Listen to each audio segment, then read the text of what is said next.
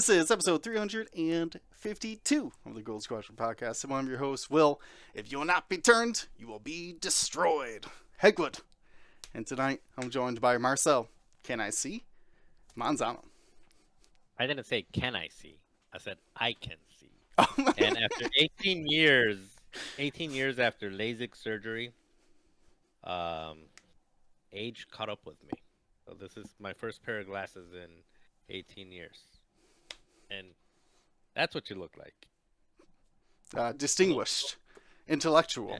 You know? Like you could be, like I would assume you'd have a book in your hands.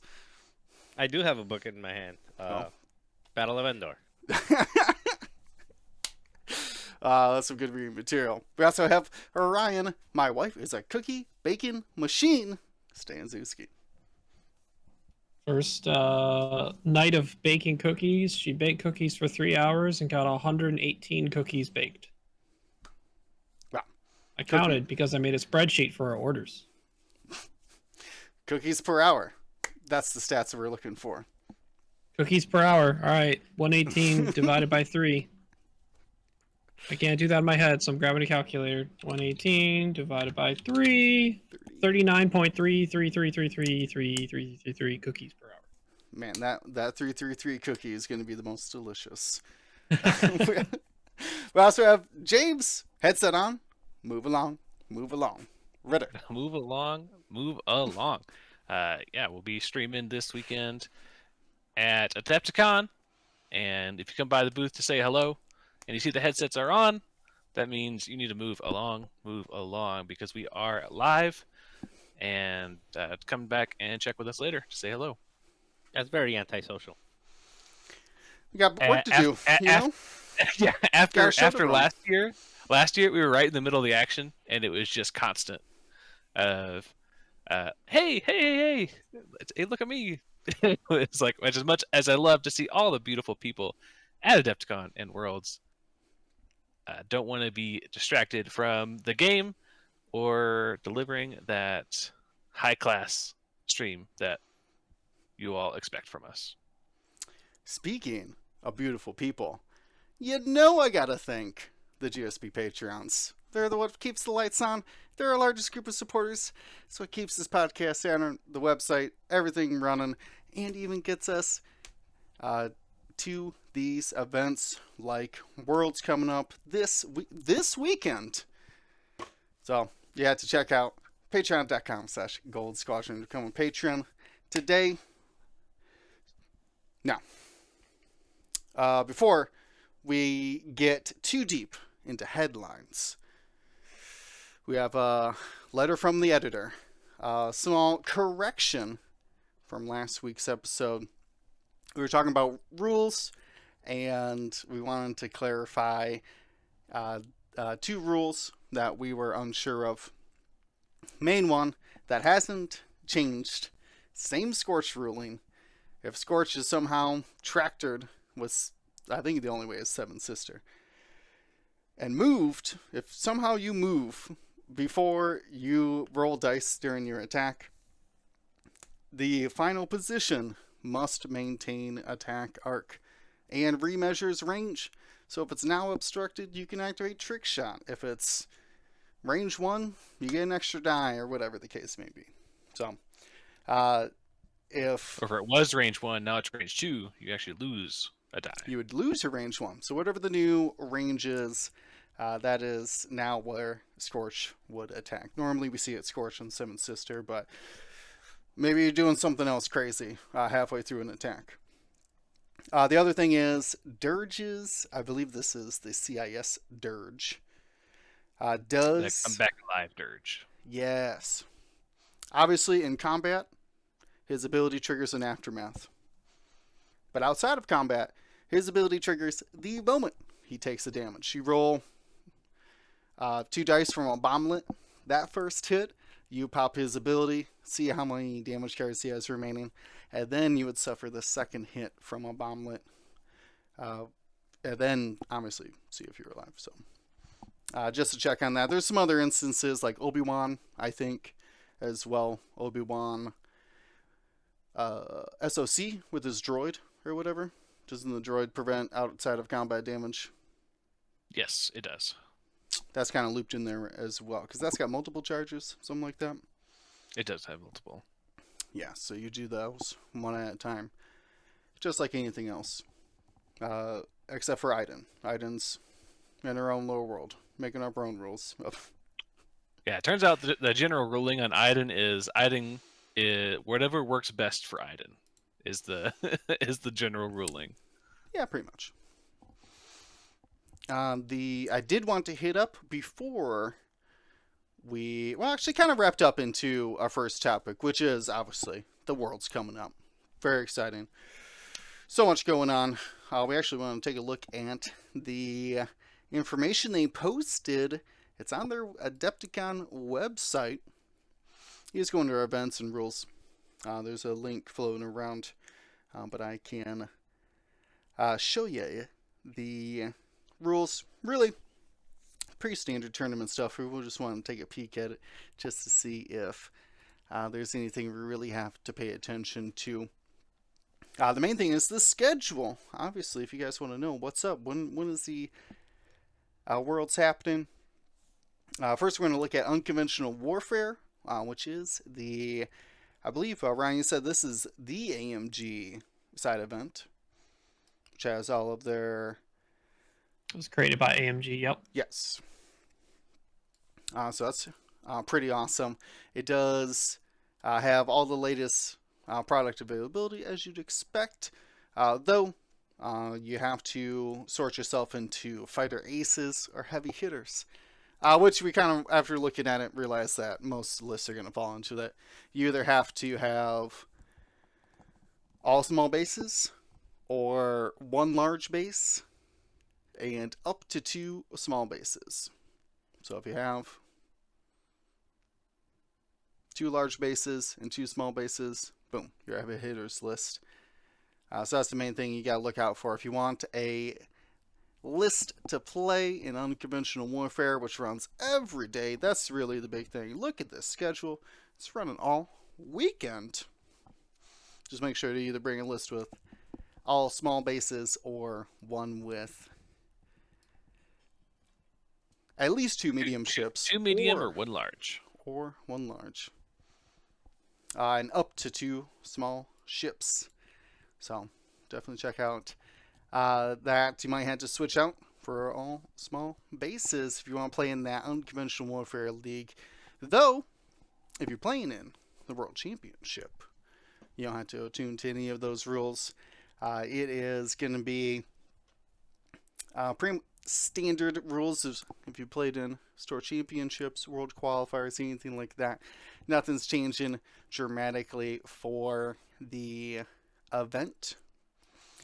We were talking about the world qualifier being 4 rounds, and depending on the number of invites that there are, the number of invites from that is correlated to the number of participants, up to 8 World Championship invites if there's 113 players.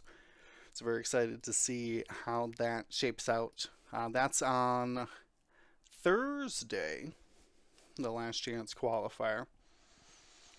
Then we're looking at the World Championships starting on Friday, 5 rounds, Saturday 5 rounds.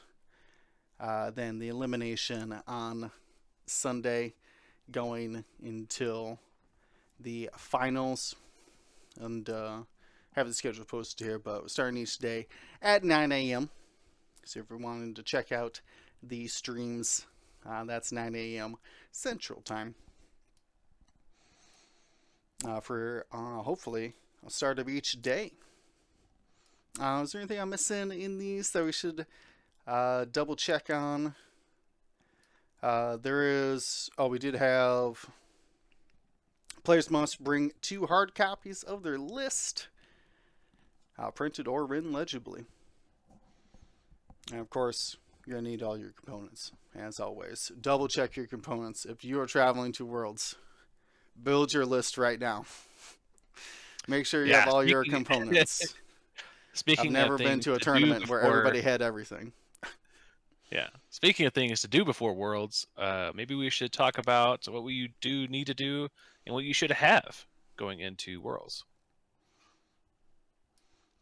That's a great idea. You like that segue?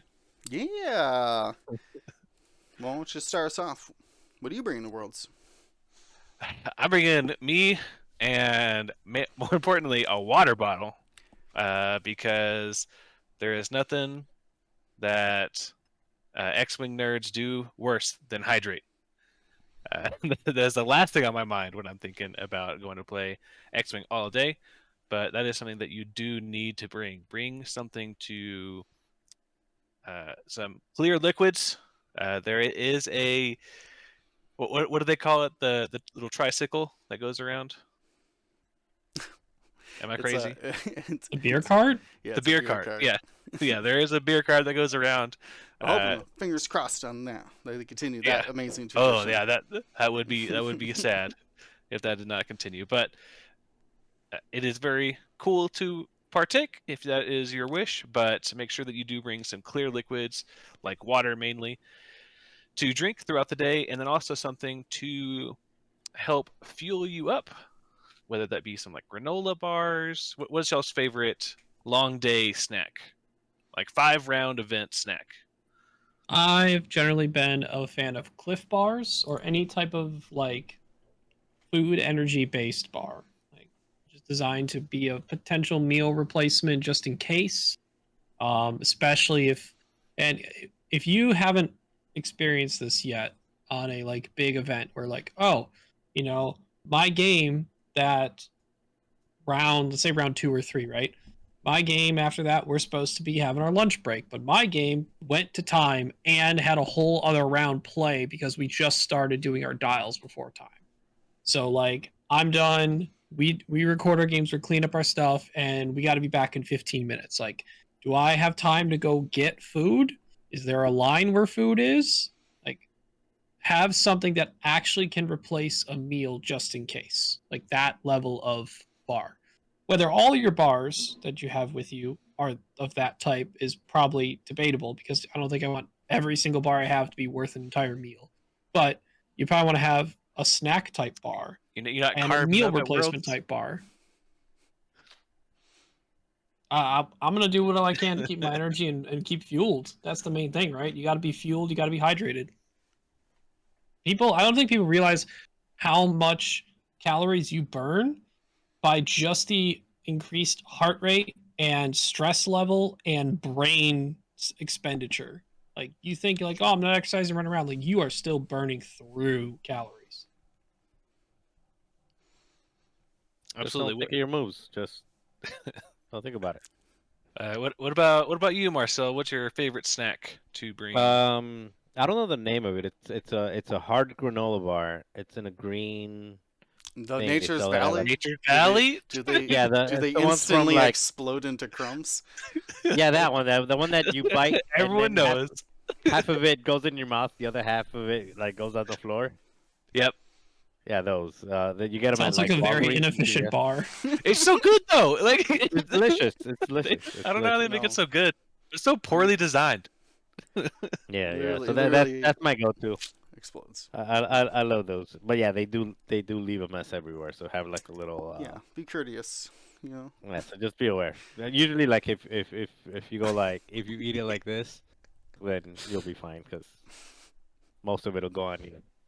But yeah, that and if you're if you're a if you partake the night before on any partying, which there will be, I'm sure, enough. Make sure to get yourself some Gatorade, some electrolytes, some. I think we lost James, but yeah, get yourself some Gatorade, electrolytes, Walgreens and CVS and all those places. They sell those little like electrolyte packets that you put in the water, Pedialytes, things like that. Drink a lot of water, and something that I struggle with a lot is not what you bring, it's what you do. Get some sleep. Like that is usually like my Achilles heel. I have sleep apnea and I have insomnia, so I tend to struggle a lot. Mhm. And the difference that I the difference that I notice when I sleep versus when I don't sleep is night and day. Like your ability to think, your ability to remain focused and active, and just genuinely just like be, food does not replace sleep. Turns out, coffee No. And does not replace Marcel, sleep. it sounds like you may have a recent example that you went through yourself at was it LVO, if I recall correctly? Well, actually, that was not sleep. That was a hangover. I did sleep. I slept a lot. Just not good sleep and a hangover. But yeah, I had a hangover, and turns out bottomless mimosas is not a good idea at 10 in the morning. No. Um, yeah, but make sure you get good Yeah, sleep. when Make sure when you get when Kayla comes up and just apologizes, and we're like, "What are you apologizing for?" And then Marcel troop like walks in, stumbles in, like, hey, Saunters in. saunters in, and we're all like, "Oh, okay, yeah, I understand now." yeah, yeah, yeah. I blame James, not James, Timothy. Uh, I probably blame James too. I'm sure you had some part in it It's somehow. blame whoever you want. Yep, it Yeah, works yeah, all the yeah. time. But no, yeah, like make sure you get some sleep. Make sure you get some sleep. Make sure you get some carbs in you. Make sure you get some protein. I think that it's easy to forget. Like you need some protein in there as well. Same thing is you're not running a marathon, but you are doing something physically active, and the stress and the brain power just really burns through those calories, similar to doing something active for the entire day. So just be mindful of that.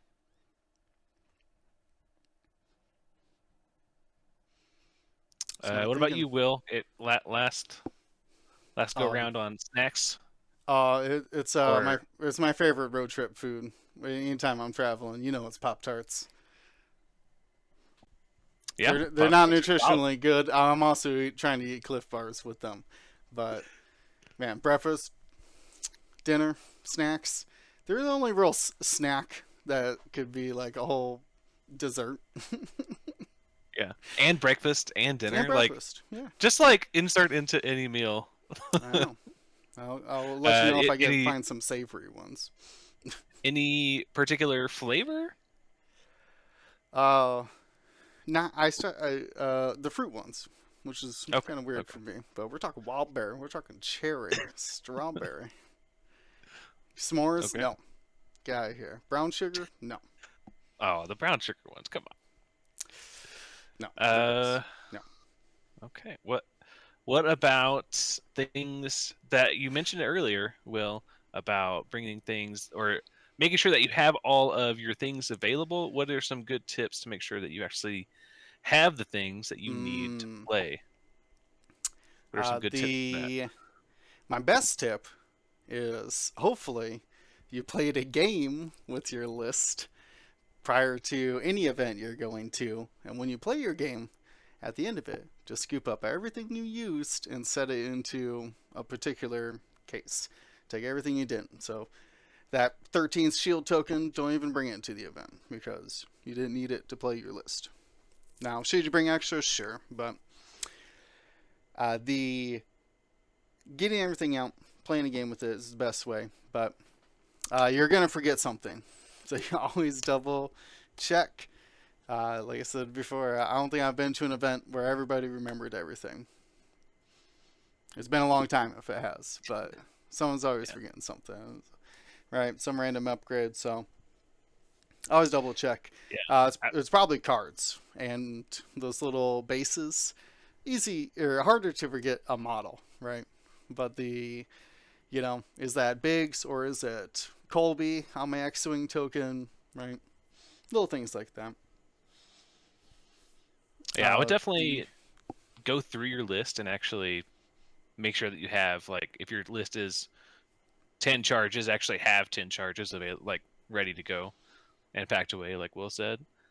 Um, and I think also being be having going through your damage deck, actually counting out That's what I was gonna say. You're okay. Sorry, Marcel. You can No, talk. no, no. You can say Yeah, it. that's what I was gonna say too. Oh, Because that's the easiest one to not think about because nobody counts your damage deck Hmm. until I would you say count your damage deck and even go a step further of make sure you actually have the correct cards in your damage deck. well, if you have multiple damage decks that have the same backing to it, yeah. But Yeah. but definitely count your damage deck. I personally take a total of 5 damage decks to any event. One for me, one for Kayla, and 3 because I've never had to dig into any of those. But in most events, I end up letting 1 or 2 people borrow 'em because it's Yeah. so frequent that happens that I always have a few of them and they're always used because somebody always says like, "Oh, I'm at 32. Oh, I'm at I'm at 31." 30. I'm at 32, and I've been playing at 32 since the last big event that I went to because I Yeah. haven't played since then. Yeah. So make sure you have enough, and if you have an extra one, stash an extra one in there because that's one. And then another thing that I would add is I think most people that are going to Worlds probably have played in major events, especially if you're participating in the actual Worlds, not in the last chance qualifier, because you won something at some point, right? Like that's how you got in. Um, but as a 2-day 10 round event is different than like your 4 game store championship. And things tend to move around a little bit, and your brain tends to get fatigued, and probably the stress level's a little bit higher than it is at your local store. So another thing that I would really say to um, try to do is try to create distinctions between your different ships and your different dials.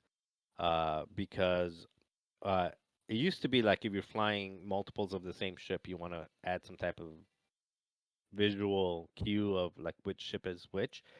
But now even if all 5 of your ships are different, but they're all like first order, it's and it happens to me a lot too because you're concentrating so much on the moves.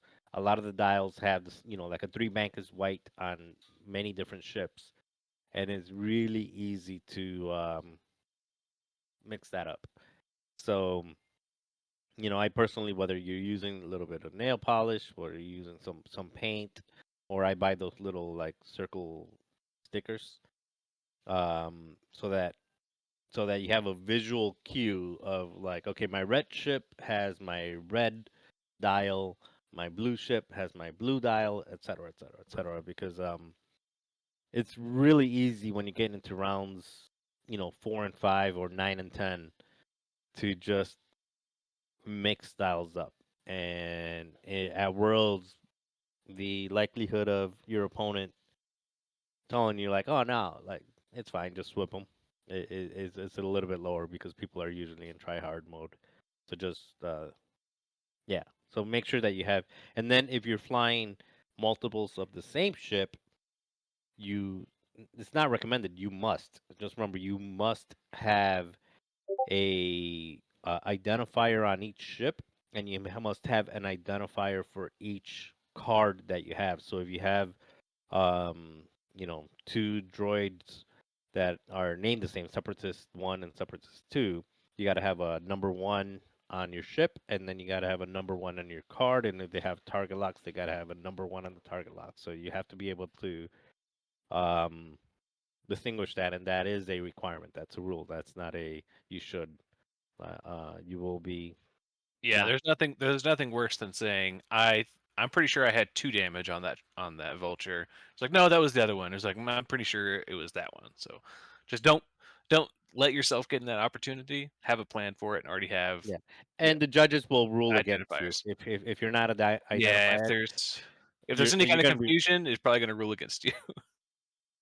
Well, if there's any confusion, I I'm not going to say exactly what the judges will do, but it's more likely wherever things were on the board is probably what we're going to have to move forward with, unless there's like concrete agreement between both players. The judges are going to have to make the hard decision, and someone's not going to be Yeah. happy. The best thing is to not open up those opportunities.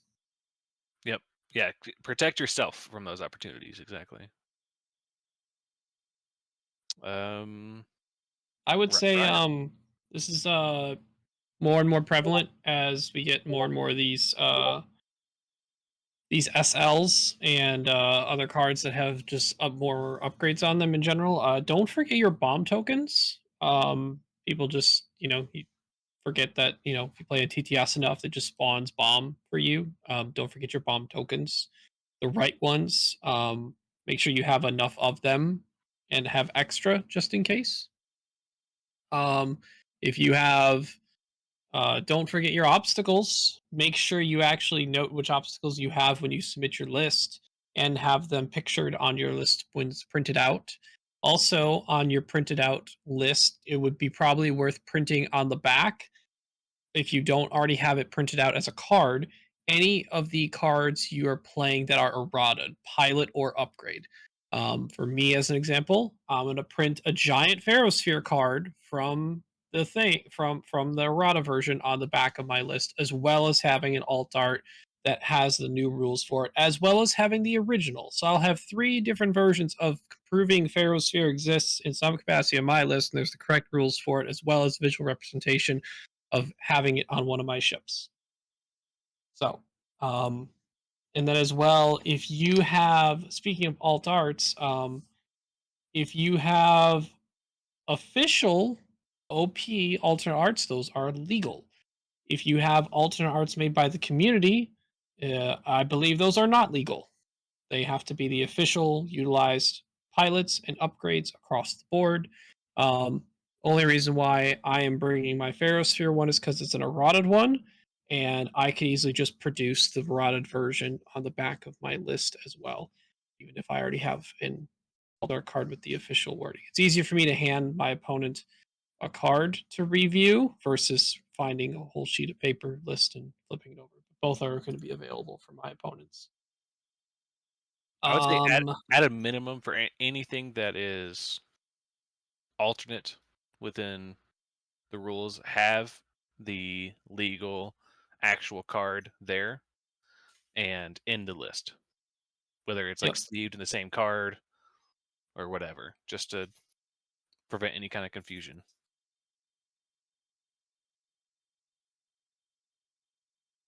That's a good And point. Double check your don't cards that you have all the real ones. Oh, that is true. don't forget, this is a requirement. People don't use them. Bring crit tokens. Hmm. You actually have to have crit tokens. Crit tokens are a reminder that you have a crit card on your ship. Bring crit tokens. Yep. Or I would don't also take crits. or I don't take suggest you crits. don't There, take crits. Yeah. that's it. I would also bring some extra tokens that you may not even have in your list. As an example, jam, deplete, or strains that you may not see as often. Like you may not even have any effects in your list that use those, or tractors even. Just to make sure that you have your own copies of that if something comes up and you need to use that. If your opponent has them, have those available for your own ships.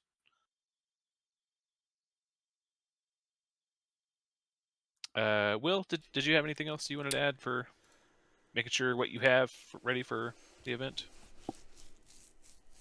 Mm, objectives really helps. Make sure you bring those. They're not part of your list, but you do need to bring them. Yeah, but other than that, no, I think that's it. As far as what you need to play, good attitude, you know. Yeah, Yeah, I Tequilasaurus mean, Rex says, as competitive worlds can be, um, you should still be going there to try and make new friends, not enemies. Let's be real here. This is just a game. Um, sure, there's going to be a high competitive level, but don't be going looking for adversity.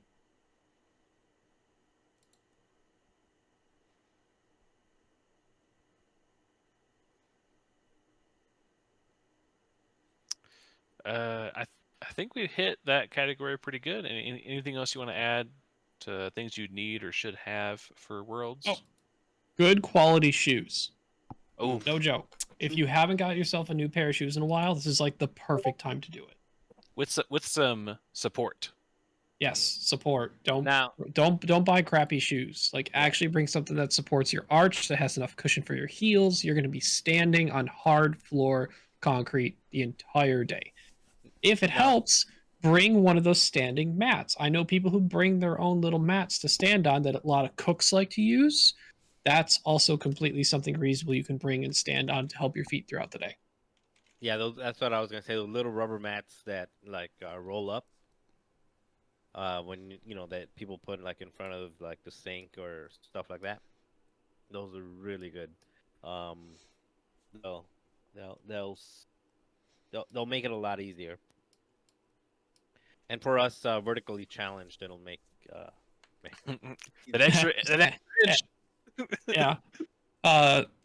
Tequila Source Rex in the chat saying, breaking in new shoes during tournament. Ideally, so this is around the perfect time to get new shoes, but you should have walked around in them a decent amount before Worlds. Like you don't need to buy new shoes and then the first time you ever wear them for a real day is at Worlds. Like don't do that. Like you should Well, be walking in them for a few days prior. unless you got like some really like heavy basketball shoes or very thick leather shoes.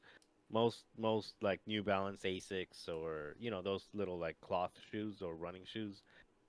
It don't matter. Just as long as they've got nice Yeah. breathability, because you also don't want your feet sweating and all that, because you don't know the temperature inside. So yeah, so I'd probably, if you have some of the cloth ones, again New Balance Asics or some of the Puma like mesh ones and stuff like that, you'll be fine. Speaking bring of deodorant. deodorant. Yeah, bring deodorant, please. That's not for you. That's for me. That's for everyone That's else. for us. At the Oh yeah, That's like you. also there's like people have gotten kicked out of events for BO. So don't be that guy or girl. Yeah. Just don't be There- that person. there's a real rule in the Yu-Gi-Oh tournament regulations that says that players must be what is it, of good health and what is Good it, hygiene. hygiene. Yeah, that people can actually be kicked out of events for it. So please don't be stinky. Maybe throw on some. I don't even care if it's Axe, if anything.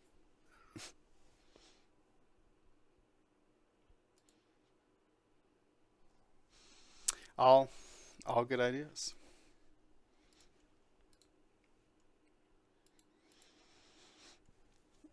And then I would say one last thing anything else? to actually read through the players packet, and because there are a couple of things in there that it says to bring. So Mainly two pieces Actually- of your list. Yeah. Don't forget Yeah. that. A tip I'll- for yeah. like. Go ahead. Sorry, go. I was gonna throw one more, but you go first. It might be the same. I was just gonna say, not. I think what the judges at Worlds are looking for, but one thing I did see was people printing out their list in just card form. I believe. I wanted to say it was a Yansby thing, but maybe I'm crazy. If you're talking about Infinite Infinite Arena? Arenas, I know that's not allowed. No. I'm talking that it shows every card broken down. Maybe I'm maybe I'm Infinite I Arena. would clarify with the judge if that is an acceptable way to print a list. They may just Hmm. want it in text no, list it's format. just for showing like your opponent. Your- like yeah, here- your here's- opponent. Here's my list.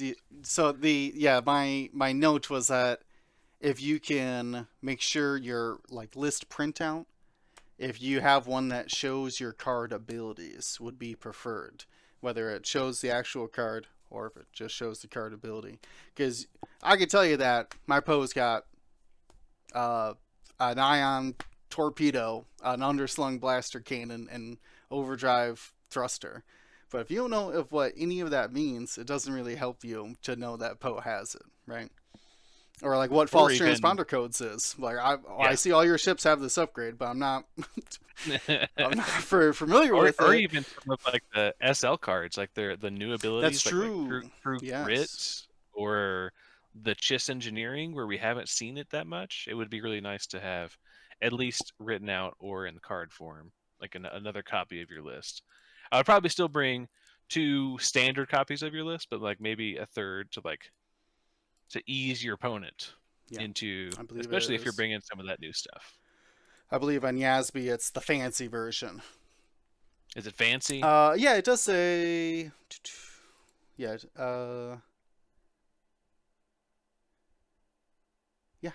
Yeah, It does fancy. say There it is. fancy. Yeah. If you're using Yasby Yeah. to print out your list, use fancy.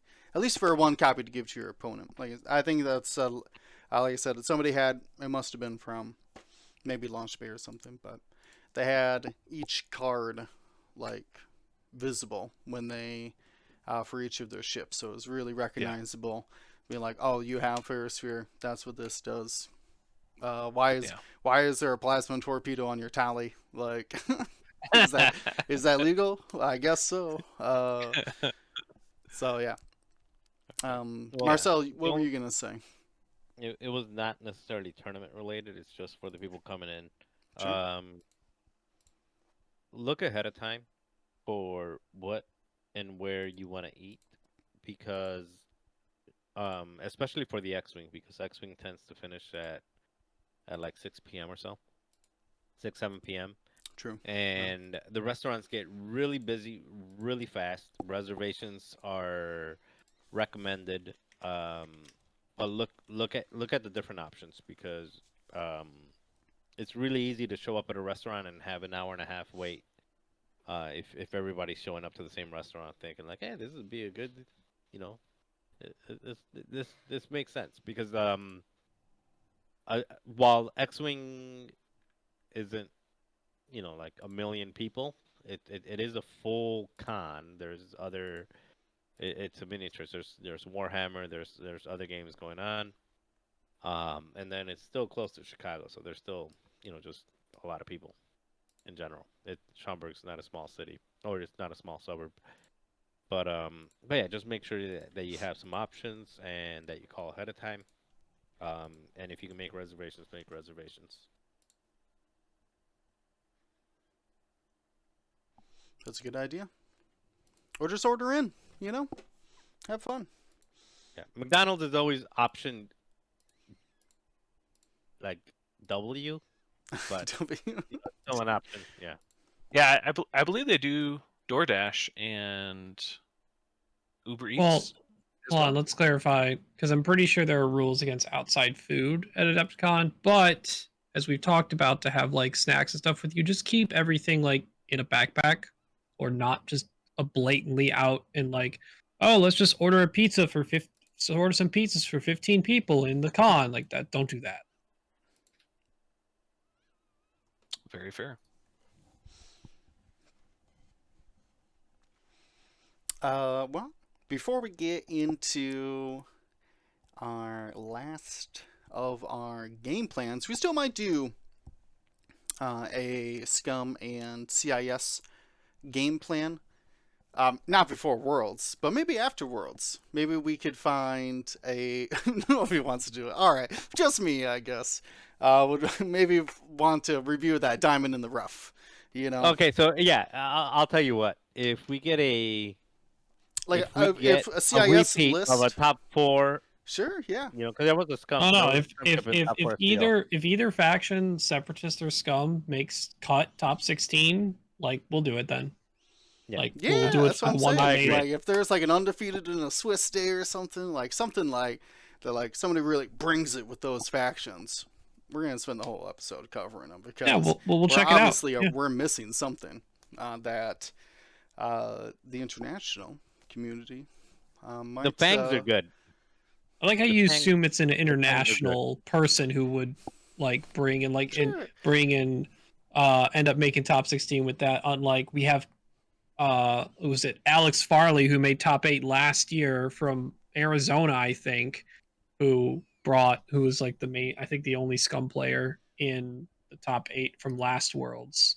But the Hondo, like he was the one who brought the Hondo fire spray that nobody had ever played against, really. True. I mean, you never know. You never know. We'll have to find out. But this episode, not about Scum or CIS, it's about Empire. But before we get into that, we gotta do one last bold prediction and or thing you want to happen. You're like a maybe goal, maybe it's a wish, a pipe dream that you'd like to see. I obviously would still like to see the finals be a brand new scenario, last minute change. They're never gonna do it, but someday if we keep pressing for it, someday they'll make them play a new I'm in scenario. on that. I'm Let's I'm go. not Is that a pressing bold for it. prediction No or is that thanks. a wish? Let's That's go. a wish. That's a wish. That's his wish. All right. That's we the got thing. a wish What's and your we got a bold prediction then, Will? What's your bold Bold prediction? bold prediction. Scum and CIS in Top Cut. So just both in the top 16. Yes. Okay. CIS and Scum will play on Sunday. That's doable. It's doable. Bold? I don't know. We'll see. We'll see. It is bold. James? Wish. I really hope that I don't lose my voice. I have been sick nonstop, and Will can attest to this, since the beginning of the year. So I really hope that I don't get sick, I don't get ill, and I can power through for the entire event. That's my hope. And not a bold prediction. But my bold prediction, man, I think that we will not see Rebels or Republic in the top 4.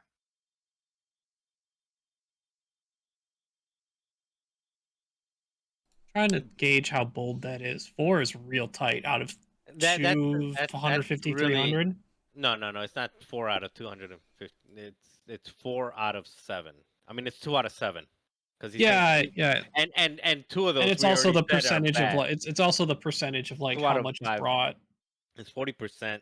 Because That's what I'm saying. what I So was- it's really five, like 2 out of 5. 2 out of 5, because 2 factions we already are calling. And arguably Republic and Rebel are up there as far as I performance. Popularity wise, honestly, Rebel's the most popular faction. I Republic is the accept- 4th most. Yeah, I accept that as a bold prediction. 'cause You I accept my don't- Yeah. bold prediction, Brian? It's a Any prediction. rebuttals?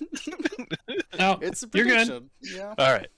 I had to think about the popularity percentage between those two factions. That's heavily weighted towards Rebel. You probably could have just said Rebel, and that would be decently bold, to be honest.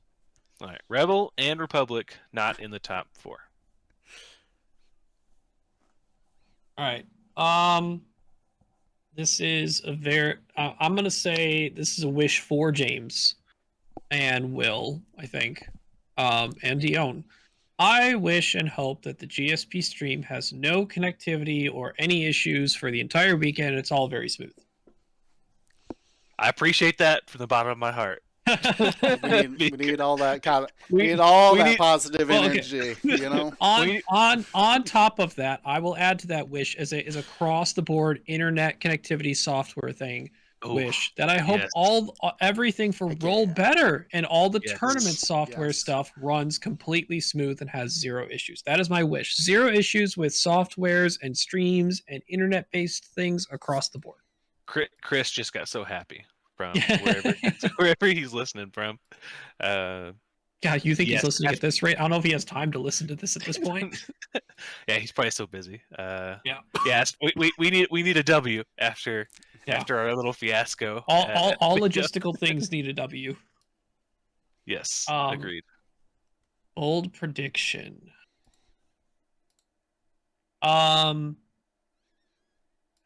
that's not. It might not be bold, but based on recent history, it might be considered bold. So, you can tell me if this isn't bold enough. Someone from the U.S. or Canada will win Worlds. Take the or off. Ooh. Take the or We- off, and then it's bold. Okay, someone from the U.S. will win Worlds. Back to the states. I thought he was going to say Canada. When was the Now, last? and now I will world say, champion. I could see the side of that not being bold enough just because of the percentage of people in the event is probably highly weighted towards US. So by the numbers, it may not be bold enough. But I will say but here. There will did be it. more U.S. players. However, there's going to be more U.S. players that won like a local store championship or something that have not been participating at larger events. People that are coming in from, people that have to come in from Europe, Australia, or having to get a visa. These are some serious players. They're not they won a local 16-person store championship, and now they're you know taking a $300 plane ride over here. That. So I would say that the overall quality of the international field is going to be higher because it is a larger investment, and it just takes a lot more for them to get over here. So they're coming and they're serious. Yeah, the pound for pound player from international is probably going to be of higher quality than the average pound for pound American. With all that said, USA player. Mhm. I'm willing to go bolder. Because I was trying to figure out a way to regionalize this without saying a state because I think that's too narrow. Midwest. Someone from the East Worst Coast coast. time Oh. zone, East Coast time zone will win the U.S. Eastern time zone Okay. will win Worlds. I mean, yeah. Maybe the best they could do is runner up. Which, by the way, East Coast, Best Coast. So he's banking on himself. Okay. All right. I'm not taking myself out of the equation, Pretty but you bold. got Paul Heaver in that list. You got Duncan Yeah. Howard in that list. Yeah, There's you've got a lot of people. Yeah. Yeah. You've got some heavy hitters over there. That's a Basically, bold one. Indiana, Indiana turns East Coast, so basically everyone east of Chicago. Yep. It's got Um, our finalist from last year, Andrew Cox. He's from Florida. Ooh, yeah. I mean, All right.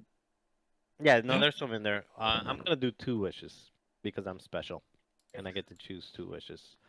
And that now I'm being reinforced because I got some dinner. Protein.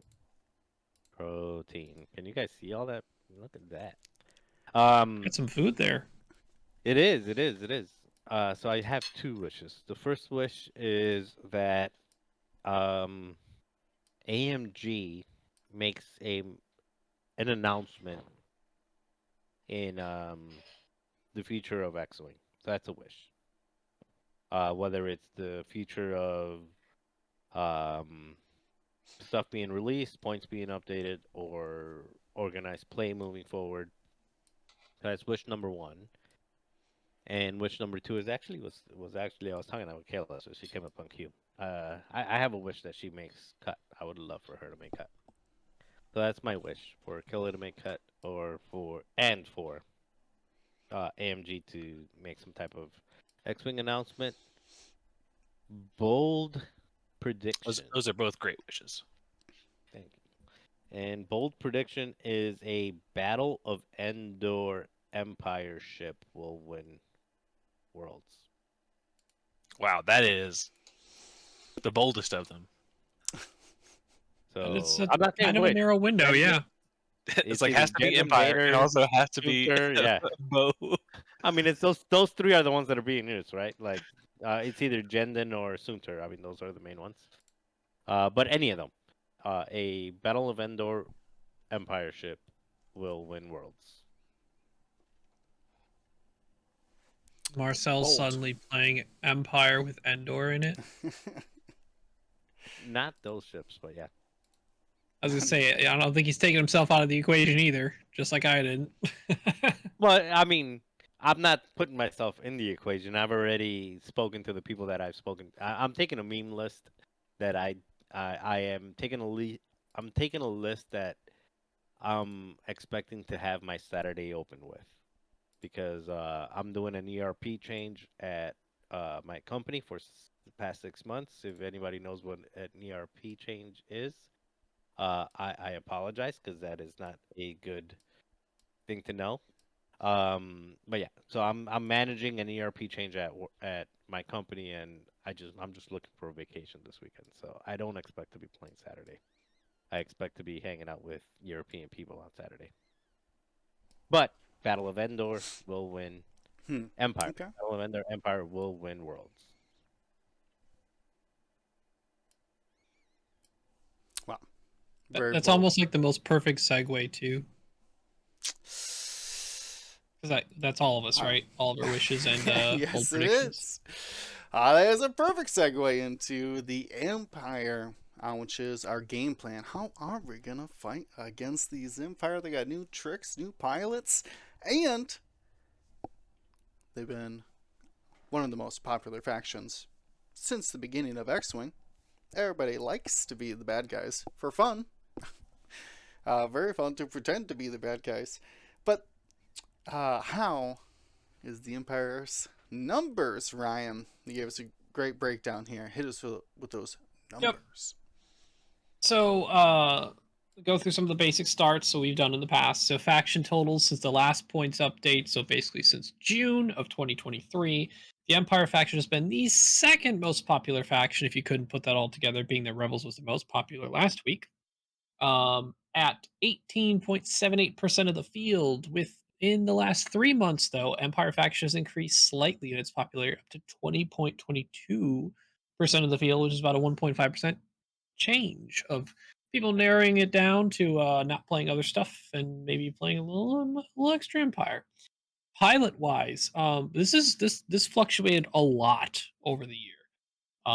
Unsurprisingly, potentially having to do with the starter pack for Empire, including SSP Vader, so shifted maybe what Vader people were playing, and also the TIE Bomber pack that shifted what Tomax people were playing, and now Deathfire is thrown into the mix. So if you look all the way to June, since the last points update, the pilots most featured within Empire have been Tomax Custom version at 51.81%, Custom Rhymer at 49.48%, and Custom Jonas at 31.67%, and then Boy Vader still leading it up since the last points update at 31.67. And then Rack at 28.31, and then the SSP Vader at 20.9.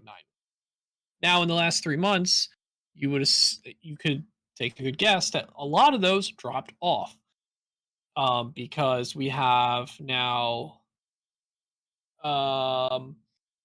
since the TIE Bomber expansion came out, now Custom Rhymer, since SL Rhymer didn't make any jump, whether it's in the starter or the Bomber pack. So Custom Rhymer is now at the top at 51.61%. The plasma version of Tomax, the TIE Bomber Expansion SL, 48.92%. Rack increasing quite a bit to 47.31%. Deathfire at 32.36%. And then Custom Tomax, from his original high point of being number one overall, dropping all the way down, 31.18%. After all of that, now we take into consideration that the major changes to Custom Tomax and Custom Rhymer's loadouts, and with Endor release, it's a strong possibility that the Empire faction within the whole season we've had so far will have had the most up and down changes of their most popular pilots over the entire year. And Endor just was basically released about a month ago, so we don't even know how things will still even shift after Worlds. But focusing on Worlds, what does this all mean in general? So it is likely in 10 rounds of Swiss, you'll face 2 to 3 Empire squads. Pilot wise, since nothing changed with the SL Tomax and Deathfire, and being that they're 3 points, you should expect a majority of Empire squads to have the TIE Bomber expansion SL Tomax and the SL Deathfire. Beyond that, you should also practice knowing what to do against the starter Vader and Rack. It's not common they're in the same squad, but you should still overall be thinking about how SSP Vader and Rack perform, and which one of those are you, because you can completely have a Empire list that has pretty much the same guts but has Rack instead of Vader, and you could feel completely different about the matchup because of how Rack impacts the board and how Vader impacts it. So Empire has a wide variety of options right now, but very clear winners in the 3-point slot with Tomax and Deathfire, it seems. Any notes from you guys after all the numbers and potential outlook for what we expect to see from Empire before getting into our quick thoughts on Endor? So I don't agree with the numbers. The numbers are what they are. I don't agree that those numbers are good. Sorry, I was eating my ribs. But I don't agree that those numbers will be uh even similar to like the numbers that are going to be at Worlds for that. Simply because you are going to have some Sunter, but Sunter's still 3 agility with a one bad die away from dead. But I think Jendon. I didn't hear a Jendon in there. Jendon is the biggest game changer in the game right now. He's old Defender Vader, is what he is. Defender Vader 9 points. Being able to change the game. A ship that can line up a bullseye on an opposing Poe, on an opposing any Initiative 5 ship, Kylo or whatever you call it, and be able to throw a double modded 5 dice attack and still have 3 agility and 6 health left. 6 because you spent the shield to get the 5 die. Um, that is the biggest wild card, and that is the biggest game changer because that also guarantees a crit almost because you got to roll the focus. But No, it still has a regular change hit to crit. It's just then it guarantees a both. crit. So it's even worse than I thought. But yeah, I think that is going to be the biggest game changer out there is a Jendon on the field because it makes every other I6, whether you're flying Anakin or anything else. I don't care how many tokens you're passing. 5 dice is still 5 dice, and being able to double reposition, target lock, and then have a soft mod on that conversion from focus to crit is just that's a bad boy. That is a bad All right, boy, and so you have to know how to deal with them. if we're transitioning right into, I mean, may as well, Are right? we We're talking transitioning? about, But I mean, well, yeah, pretty much like because it's not the we don't have numbers, but yeah, there are no numbers on Jendon, which is why I left him out, right? I think one thing to keep in context, right? I do get the threat is there for opposing I6s, but if like road exists, right? Jendon doesn't get to line up that bullseye against every I6 he plays against because he might move first, right? And then it's trivial for a 7B Anakin to get out of that bullseye, or a Poe, or a Vader, right? And if Jendon spends all his mods, especially his focus mod, on that offensive shot, if enough shots are coming back at Jendon, he can take very real damage. I don't know, like what. So some experiences you guys have had either with or against Jendon, Will or James. I played a lot getting ready for the draft league games. The uh, idea to test Jendon was strong for me, so I got a couple games in with it. Tried different ways to support him to see like what he would be at his maximum, and he takes damage, whether he's doing it himself to try to get an early advantage or he's getting caught out of position. That ship takes damage. It doesn't matter how many palps, how many coordinates you have. If you shoot at it enough times, it will take damage. Now, will it take a lot of damage? Probably. Will it take a lot of shots to do it? Probably. Though it will, unless it has a dedicated coordinator, you're probably not going to have focus evade on that ship, which does greatly reduce their survivability compared to the full throttle ships we've seen in Defenders, right? So it's very scary, but if you either have an answer for it, like another I6, you could go out and fight them, or just enough health and arcs, the classic clone beef out there, you could just weather his one attack per round, and as long as you're getting shots on him, right? Obviously, if you're letting him just 4K and no one's even threatening him, so he can spend that focused lock on every single attack.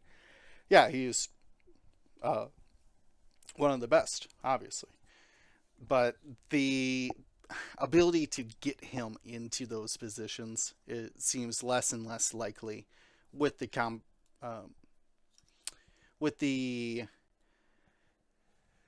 opponents he has to fight. As you said, Anakin, Vader, Wedge out there now, all very capable to defend against Yeah, the I mean, ship to and do be damage completely to honest, Jendon can't just like show up and if he has to move first and Wedge gets to move after, even though Jendon is much more maneuverable as a defender. I mean, if Wedge shows up in APT's Jendon's not happy at all.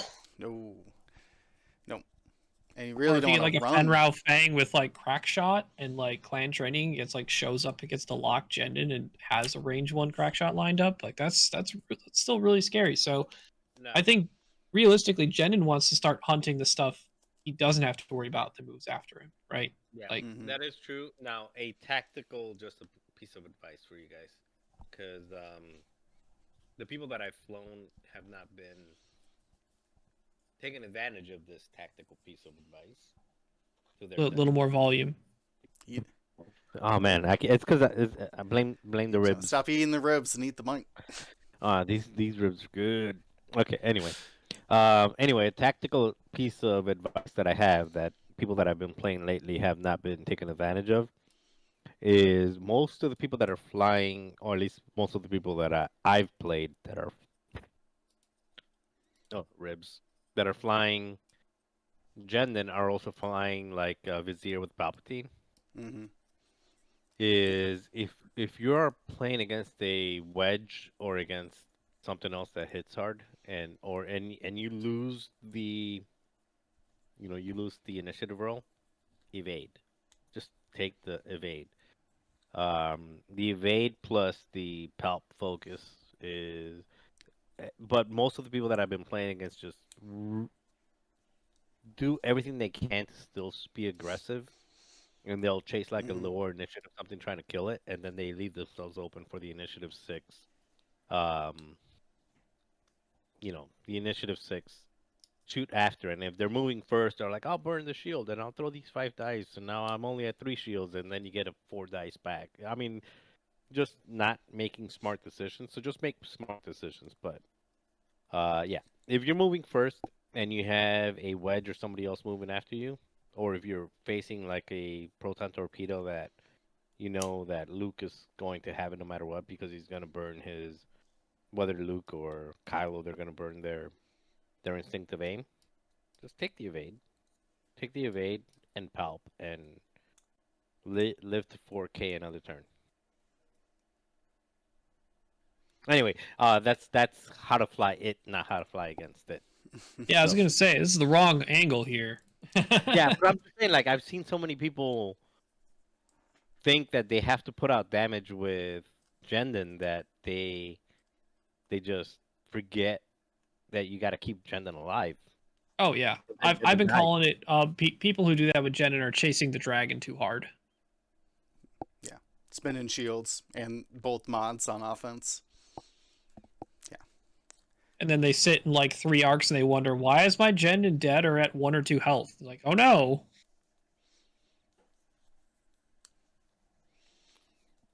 What were some of the other pieces that we don't really have data on for Empire? Well, I think the next big one would be the new Soontir, right? Mm-hmm. The new 5-point SL Soontir should be something you expect to potentially see in Empire lists. I have heard from multiple other Discords or communities that some aren't as thrilled about him because they're concerned, as Marcel mentioned, like it's the Soontir Fel conundrum. Like if you fly him, like, oh, he could just die if his variance kicks in, and like if he like takes a shot and And even with my evade and force, he just triple blanks and like something direct hit Yeah. or whatever, right? Um, Yeah. So spoil. I mean, yes, that can happen. But if there's one thing the Suitor is really good at, it's mitigating those chances a lot. Because with his ability twice a game to shoot something and then boost or roll to either get out of shots completely, or make shots much worse, is extremely good. It's twice a game, so you have to manage when you do it and when you really need it. But on top of that, with the at least one thing I don't want to lock me in a game won't be able to lock me with feedback emitter.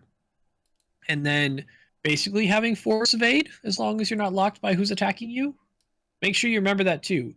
Just because, like, let's say you have a Luke and a Wedge, and your Luke locked Soontir, and Soontir's like, I think I'll keep it because in Soontir player's mind, they're like, I'm probably gonna be out of Luke's arc. I'll be okay. And then Wedge goes to lock Soontir after Soontir might have already moved. Say Soontir moved first, and Soontir's like, I don't want that one. So even though Luke has Soontir locked, it doesn't mean that the blank signature is turned off for everyone. It's only turned off for who has the lock on Soontir. So if you're playing against it, remember your ship who that is attacking, we need a lock on Soontir to get rid of blank signature. I mean, the biggest thing that makes that Soontir scared is taking multiple shots in a round. He's really good at mitigating one shot and mitigating another shot by moving out of it via his ability. But he does need to be pretty careful about his approach, and he can handle one shot a turn most of the time. But as soon as that second or third one comes in, and it's a relatively quality shot, not a range 3 obstructed, I have no mods, Soontir still has his force or evade. Like, range 2 shot is still scary for Soontir to have. So the more arcs you can point at Soontir, the better if you want to kill him. But sometimes it's not worth the effort to get that 5-point ship if you can't track him down because of his ability in system phase reposition. It is hard to make sure that you can, what I call, confirm the kill, because he is very good at getting out of arcs. Even though he doesn't have double reposition in the activation phase, he has three levels of reposition he could do, because he has a system phase 1, an activation phase 1 if he wants, and a engagement phase 1 if he wants.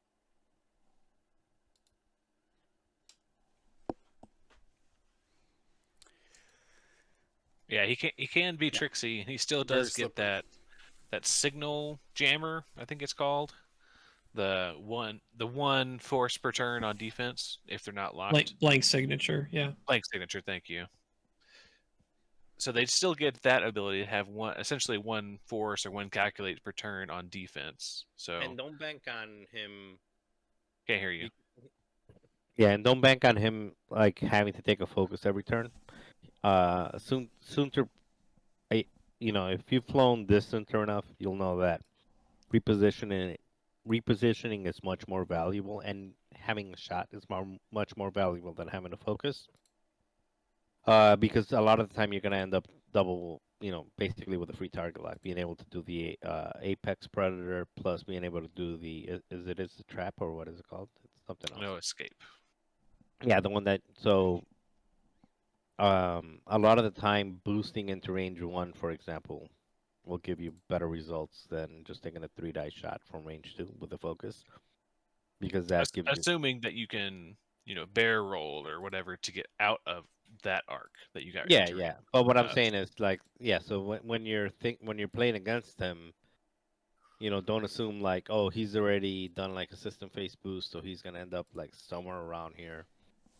Because it's still very likely that if you're initiative 5 or lower, you're still going to be looking at 2 more repositions after that. So to summarize that, you want to try to get this Soontir in tight spots where they can't make good use of those after engagement or after they engage booster barrel rolls. So I think in the couple of games that I've played against Will, or I've seen Will play, he has gotten Soontir, or I forced Soontir into a tight spot to where they couldn't do that reposition to get out of all the arcs. They can only get out of maybe 1 or 2. So see if you can try to force Soontir into a bad spot to where they can't make really good use out of that after engage, barrel roll, or boost. Yeah. The last place Soontir wants to be is amongst very tight rock areas and in a spot where he can't shoot something. It's weird to say because like we're so used to like past versions of Soontir being like, I'm gonna go run away and have all these tokens on me. But a little like custom Soontir, because he needs that bullseye. Like he needs to point at something. But this one just needs a shot at something. If as long as one of those 2 charges are active for his ability, he at least has a reposition he can use if he needs to do it. And he can do some really silly things. Like I had heard I had spectated a game where a Soontir didn't want to get shot at range 1 by a wolf, but didn't want to eat a bomb. So he barrel rolled in front of wolf, didn't get hit by the bomb, shot wolf, barreled back to where the bomb would have been, but already exploded, and didn't get shot by wolf, and didn't take the bomb damage, and took. Yeah. And I want to say Will did that to me in one of our games, and I was very frustrated for him to barrel roll out of something. Just to barrel roll stay back where he still. was. Yeah. No, It is very- it's the triple roll where you where you roll action, roll after System. shooting, and then Oh, then yeah. you roll a And third then roll time. system. Yeah, Yeah. roll in the systems again, where it's just Something 5 straight to the left or right. Yeah, Option where everyone was sideways. looking. Yeah, everyone went right to shoot Soontir, and for somehow he got to the left of you. Yeah, because you left kept going. You left a you left a 1 base area open, and you just be a little pardon me, let me slide on through. It's the sidestepping on a bus or something, trying to make Yeah. your way through. Oops, Yeah. sorry, Scooching down the excuse movie me. theater aisle, just like Yeah. Super excited to see the movie. yeah, that's exactly what it feels like. And he dumps popcorn all over you. Oh, he does pop that popcorn all over you. Yeah. Anything else that we don't really have a lot of data on that we're seeing a lot from the new Endor make a big splash in Empire? I don't know about a lot, but I think this third one is. I think Marcel's played with this the most out of us. Well, yeah, and actually that's not the one that I was Mike. gonna say. Okay, so. God, Mike. Okay, I finished That's with your the new ribs. nickname. Hey, Mike. No, I think Wazowski. you people with the money bags need to like get me a little red box with the gain and the things. Wait, money bags? If anyone in this podcast Yeah, right right? now is the money bags, Yeah. it's you. Just trade in like one of your cars for it, Yeah, one of your 5 cars in. Yeah, Mr. High Rise right now.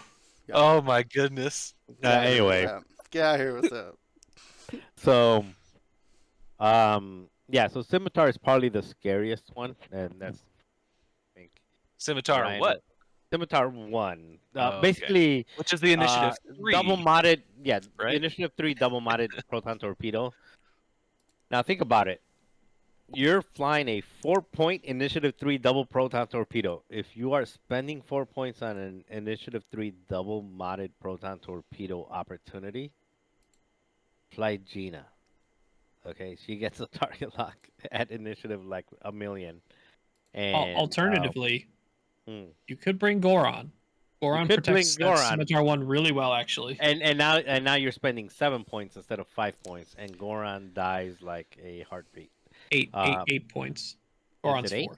No. Yeah. Well, no, Oh let's God, 8 clarify. points. Yeah, you're right. You're right. No, you're right. 8 hold on. points. Let's clarify. Wait, 4 and 4. You're right. speaking to Gina like she's a 5-point ship. You have to take that Braylon to make that Gina work the same. So she's Sure. also costing 9. So don't. Yeah. Okay, There's so a you're package taking deal 9 for and 8 both. points. Yeah, so there's a package deal for both, but in Gorn is not pulling Braylon weight. Let's just say it. But No, anyway, probably not. Well, yeah. Braylon better than Goran. Gina better than Scimitar 1. So So in both situations, you're better off if that is what you're relying on. Disclaimer: I am bringing Scimitar 1. Disclaimer number 2: I did say that I'm not planning on playing Saturday, so don't just because I'm flying Scimitar 1 does not mean that I am vouching for Scimitar 1. I've had Scimitar 1 die in the first round of fire before ever getting any, not even a basic torpedo off. Because Initiative 3s die after you have like 5 ships that are very common out there. Anyway, so yeah, Scimitar 1 is probably the scariest one just because the free target lock of the torpedo and all that stuff. It's scary, even if you've got some Palpatine and Gorin and you're trying to throw everything else to make it survive. That's throwing a lot of eggs into one basket. I think you're more likely to see the one that I was saying was the 3-point initiative. Uh, what is it? Initiative 2? I think it's initiative 2. TIE fighter. Scimitar. Oh, the Scythe. Scythe 6. Scythe 6. Yeah. So I think you're more likely to see this one than you are to see Scimitar 1. Just because Scimitar 1, while very effective, it's also very reliant on other ships to provide support. A bark?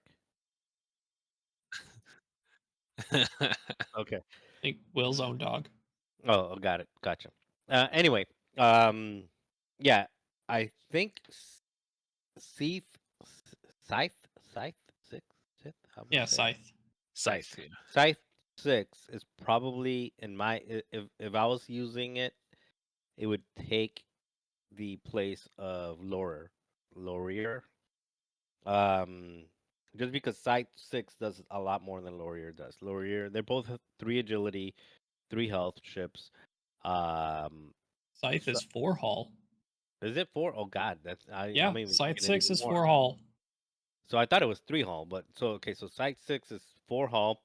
It doesn't have the native 3-die shot at range 3, so your range 3 shots are not as good, but your range 2 and 1 shots are good. But then it also has the basically the proud tradition built in, where after you do, is it proud tradition or is it contraband? Is it an action or is it just focus? Pattern analyzer, gotcha. So it's basically got a built-in pattern analyzer. When you're K-turning, you're still modded. So in my opinion, outside of Jendon and Feld, this is the third best ship in the best Endor Empire side of it. Not the best Endor. What is it? The battle over, not it's off over Endor, right? Maybe I should just read it. Yeah, battle over Endor. Battle over Endor. But yeah, so Scimitar 1, very scary, can punch very hard, can die very easy. Scythe 6 still has 3 agility, 4 hull, it turns out. I didn't even know that.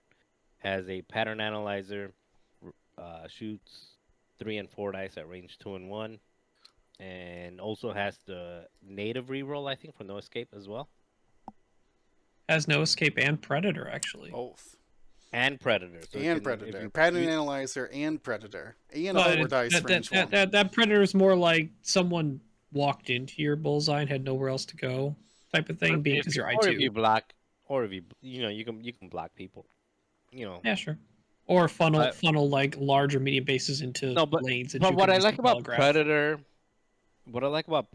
Predator proton cannons or heavy laser cannon at lower initiative ships is maybe you don't land anything, but it does force the opponent to reposition or to consider not making a move that they would normally want to move because they don't want to be in that spot. So even if it forces the opponent to reposition, it's still like getting rid of an additional mod or an additional action that the opponent will want to do. Anyway, is there a disagreement that Scythe 6 should be listed number 3 in the most valuable Empire Endor ships? It's hard to parse if it's the most valuable, but it's much easier to plug in because it's 3 points. I'll say for sure. I would say the only detriment to Scythe 6 is you're encouraged to bring another TIE fighter with him. Yeah, I don't even think I care is about that? that at all. Why is that? He can the shed formed his stress the with formed up formed ability. up. So whether it's even I- a simple BSA or I don't know, Iden out there, probably not. I think I ignore that mostly. I think Really? he's fine Okay. ignoring that completely. I mean, is it good? Yes. Is You it get so rid of a good that I want to stress, bring or another you get TIE rid fighter of a red for? Probably token. not. I think it's a non-lock red token, if I'm not mistaken. If it's not a lock, then it doesn't matter. I would go with It's in the end phase, anyways. No, I mean, either way, double wouldn't yeah. care. So, It just actually alright. it just says stress. Specifically Only says stress. stress. Yeah, I think it's like design wise, it's meant to go with Major Mienda, who does the end phase repositions Mhm. for TIE fighters. So if you Yeah. like do things together, then you just dip that stress completely for each one of them. Right. But I don't think any of their TIE fighters are currently worth considering besides just Scythe 6. So you would say this Scythe 6 would be easier to plug in and more versatile than another 3-point ship like a TIE bomber or a Lear. Out of Endor, which was Marcel's original Okay. question. Yeah. Okay. All right.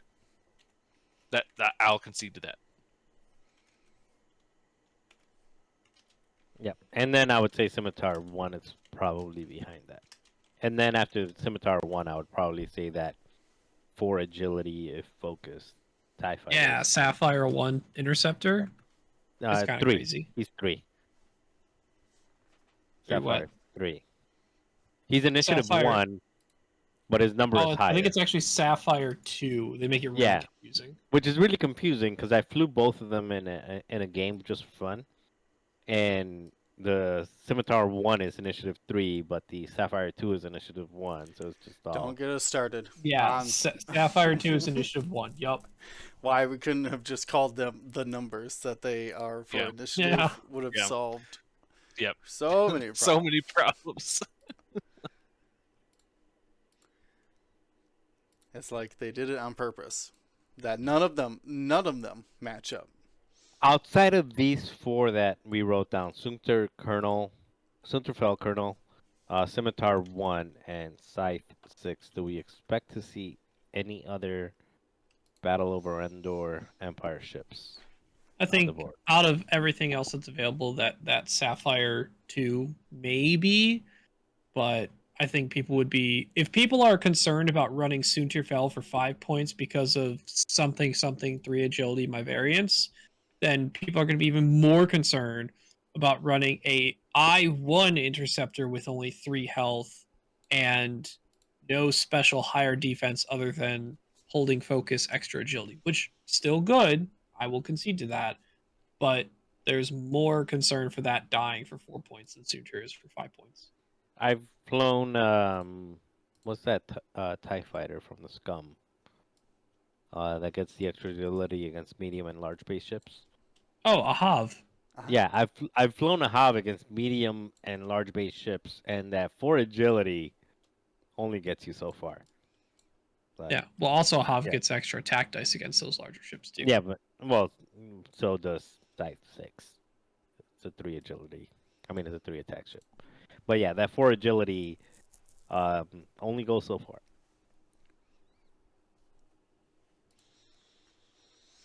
Well, we'll have to keep these new pilots in mind when we're thinking about scenarios. Empire, traditionally good in a couple of scenarios, though they do have some weaknesses. I'm going to take the easy one. Salvage. Gotta be Empire's best scenario, or at least one that they have tools to utilize. They love proton bombs. They love crit generation, whether it's Vader's automatic crit through his attacks, Deathfire's launching of his proton bombs, Reapers who can carry boxes while aileroning. Then, of course, TIE bombers who are going to drop those bombs. So if you did pick up a package, do a tow action, the following round you might not be able to reposition out of a dropped payload. The other ships like Rack also have a natural crit generation there. And then, of course, Jendon's proton cannon. So it's almost every single person either has offensive rerolls from the. Not It's a Trap. What's the opposite of It's a Trap? No escape. No escape. Whether it's no escape rerolls or relying on target locked based munitions, they do reroll dice in that way. So their crit chances are significantly higher. But it comes at a disadvantage. Without Reapers, it is hard to hold on to those crates after the initial pass because a lot of Empire ships are speedy, maneuverable ships. So now you're at that disadvantage where you might not be at your best. Especially those action invaders, the Soontiers we're talking about. Any high initiative ship with linked actions gonna feel the weight of that tow action. And then, of course, to me, offensive heavy actions as well. Vader's lock. We're talking bombers, either focus or lock. We're looking at the ships like Soontir, Brack. They have that offensive action reinforce or focus that they really need to up their offense. So not a lot of ships willing to go out and just jump on an objective without any sort of like coordinator support. There's no selfless out here to help them. There's nothing that can really pull that attention away from ship. I guess they do have the cheap 3 agility TIE fighters, but even then, that I feel like that's might just be a disadvantage to just offer up an actionless TIE fighter to your opponent. So, though they have these difficulties, I feel like they're still very good at salvage mission, and more specifically, savage mission, where they're out there just trying to destroy ships who picked up crates, grab a couple crates for their hurt ships, or a bomber at 1 health or whatever. It just flies away, dropping bombs behind it. To me, that's their best scenario. What about you, Ryan? What's a scenario they think they would do well at? Wait. Did you say salvage is their best scenario? I think it's their best. Do you have a counterpoint? Yeah, I think the counter is that right now, the Empire faction is gonna go very heavily into the I-6, into Soontir Vader, Jendon, Mm-hmm. and I think you're starting to see a lot more. Either you're starting to, or you will see a lot more 4-ship Empire lists versus 5 and 6 ship. Well, I don't think you ever saw 6 ships, but versus 5-ship Empire lists. And salvage is like the worst thing that they want to see. Yeah, they can put out some crits, but they don't have any good carriers. They've got again, if you're doing the list that you're seeing out there is Jendon Vader, Tomax, and Vizier. Vizier at 1 agility will drop those bombs. I mean, will drop those crates. Tomax, he can pick it up, and again at 2 agility with no hull. I mean, he's susceptible to drop them as well. And then Vader and Jendon probably don't want to pick him up. Right. Yeah, they got Well, afterburners and they. I don't think that I'm gonna take their a hot strength take is here. on that. Go ahead. If you're not picking up boxes with Vader, you're actively losing yourself games. And I think most people will not pick up boxes with Vader. And even if they do, I mean, they should be, because you've got 2 afterburners and you've got Multi actions. double actions, yeah. But And if you're bringing Boy Vader still, go buy a starter pack. I mean, like don't bring, Agreed. Yup. yeah, Okay. don't bring Boy Vader So anymore. you're Like Boy saying Vader Or was you're good. Don't bring borrow a Boy Vader. friend's starter Vader that may have it that's not using Empire Worlds. No, go buy one. Go buy one. We want AMG to still support this. So go spend some so you're money on it. saying, Marcel, a good game plan might be to make sure you have the boxes before they have access to them. You Yeah, want but that another early problem lead with on it. that? Yeah, but another problem that I was saying specifically with salvage is that there's a lot of high initiative things. So that means that I5 and lower will probably be picking up those boxes before they do, and then you have to land those damage on them. And even if they land a crit and they drop the box, that's still a point that you didn't get. So, and you're still having to go try to pick up that box later. It's just not a very good, ob- unless you guys are seeing different things. I have not Yeah, but seen we Empire do wanna we very wanna well at know. salvage. So you are saying that's a good strategy against Empire. Remember, we're looking at fighting Empire. Yeah, pick up the boxes because they're not going to be able to at initiative 6. Interesting, especially if And they even have They'll be four able to shift. knock them off very well against you, though, right? Those crit generation they have. It's a tough balance. it is a tough balance, but um, you definitely don't want to give Vader a shot at it for sure. So it depends on what you're flying and what you're flying against. But Mm, again, Republic, you don't care because you're sharing tokens anyway. So just take the box, share the tokens. Rebel, again, you probably don't care because you have enough beef to be able to take something on the shields, drop it, but you prevented them from having it, and now you're making them fly behind you to try to pick it up and do stuff with it. I just don't think that unless you're flying something like the rack, what mm-hmm. the French dude. No disrespect to the French dude, you're an amazing Quarantine. player. There you go. Unless you're flying something like what he flew, where you've got a couple Tie fighters that are just out there doing objectives, it's really not a the Empire. I don't think is a very good salvage. So Now, Marcel, more people should if be if flying you Countdown. Then you're a good salvage carrier. if you don't believe salvage is their best, why don't you go over what you do believe is their best?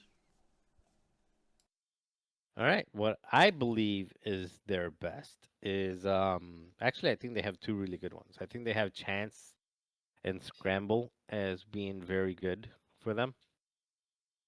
So which one do you want me? Because I think they're equally good in I both. I th- yeah, I thought you would say scramble without a doubt, just because like Yeah, Scramble and starter Chance. Vader has such a hold on that scenario on top of So like the other I6s that can be there too. so let's do Scramble then. If you guys are saying so Scramble is a really good one because they're high initiative and that is something that you're not picking up a box and holding it. You're basically forcing the lower initiative opponent, assuming that you're flying something higher initiative, to um, have to make the choice. Okay, I'm gonna give up my action to claim this, knowing that somebody's coming right after me to claim it right after me. And those ships, whether it's Sunter, um, Vader, or Jendon, have a way of multiple actions. So they're going to be getting the free target lock because they moved at a certain speed. Vader because he's getting as many actions as he want, or Sunter because he's going to get the Apex Predator, the other reroll plus the ability to reposition after shooting. They're all going to be able to do stuff after claiming those. So I think the scramble works out very well for them. If you're flying something like I know you just said it a minute. Was it Courier or Quarantine. Quarantine? It's At like least that's how quarantine. that's how I would pronounce it in the English language. I don't know if that's actually how it's correctly pronounced Okay, in French. so it's like quarantine. Okay, got it. Like okay. Um, quarantine.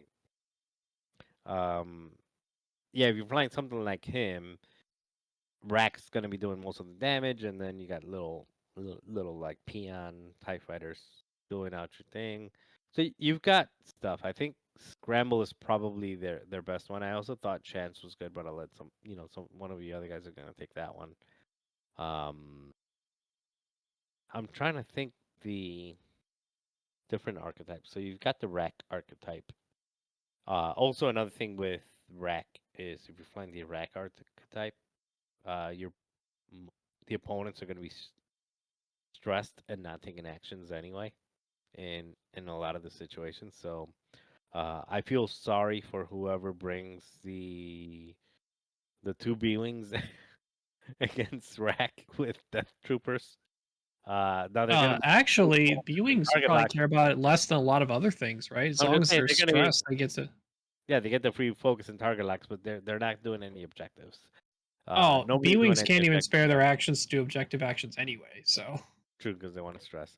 But yeah, so that that archetype help. I mean, that archetype does well mostly because of Death Troopers. High initiative helps because they're moving last and they can press buttons last, and then they can, they've all got some type of repositioning, whether it's that one time from the defender or afterburners or Sunters, million barrels. I don't know. Ryan walked away, but Ryan seemed to think this one was it as well. James or Uh, William, you got I picked? think I think they definitely have those advantages, as I would consider an offensive faction. They uh, very much offend me. No, I meant that a lot of their um, abilities, a lot of their strengths come from how well they can attack and at what high initiative they can attack. Of course, the TIE Swarm, a bunch of generics could be a backbone of any Empire list, but their standout strengths are that high attack. The just dodging and taking an evade and running out to range 3. While effective at keeping you alive, it doesn't win you games in Empire anymore. So the ability to forego just objectives in general and just focus in on destroying the other ships and dodging those key arcs, not having to worry about where am I and what am I doing, just having to engage the opponent is, I think, one of Empire's strongest features. So it has to be the correlation then, that chance they have the ability to be successful. Now, can you still leverage that against the Empire? Absolutely. They're basically forced to come to you. They don't have any other options. So if you can outjoust them, if you can focus fire better than they can, they you could certainly uh, start that kind of snowball and chance where you've taken out a key piece. Now they're starting to disengage and fall apart, and that's when you can rally. Especially if they're bringing in smaller numbers. If they only have 4 ships, it's going to be a lot easier to track each one in chance and get those big half points. I mean, a couple shields on Jendon's worth as much as any other 4 damage on a 3-point ship. Killing a 3-point A-wing at 4 health, just knock Jendon's 4 shields off and you can get 3 points there. So they they'll come for you in chance, but as long as you're prepared and can anticipate that, they can be defeated in it. Though I do think, if left to their own devices, it could be one of their stronger scenarios, indeed.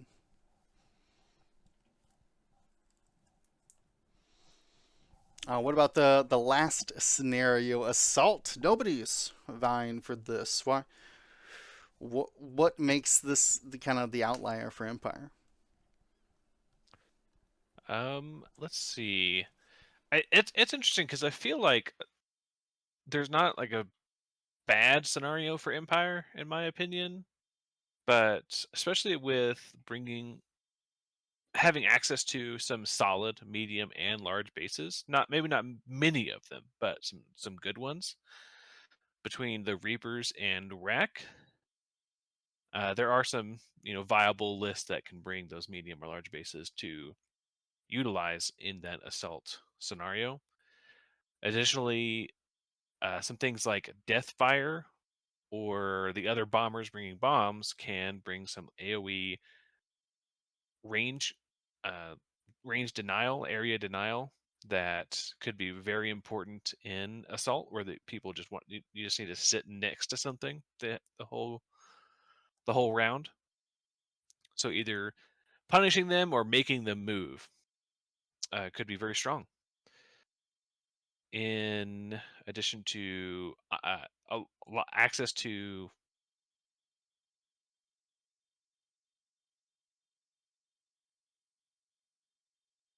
James, make did sure we lose that James? was that Your You kind of cut access out to completely for a what second. there? They have access to what? bombs? Where did I lose you at? Yes. Access to bombs, a great area Yeah, denial tool.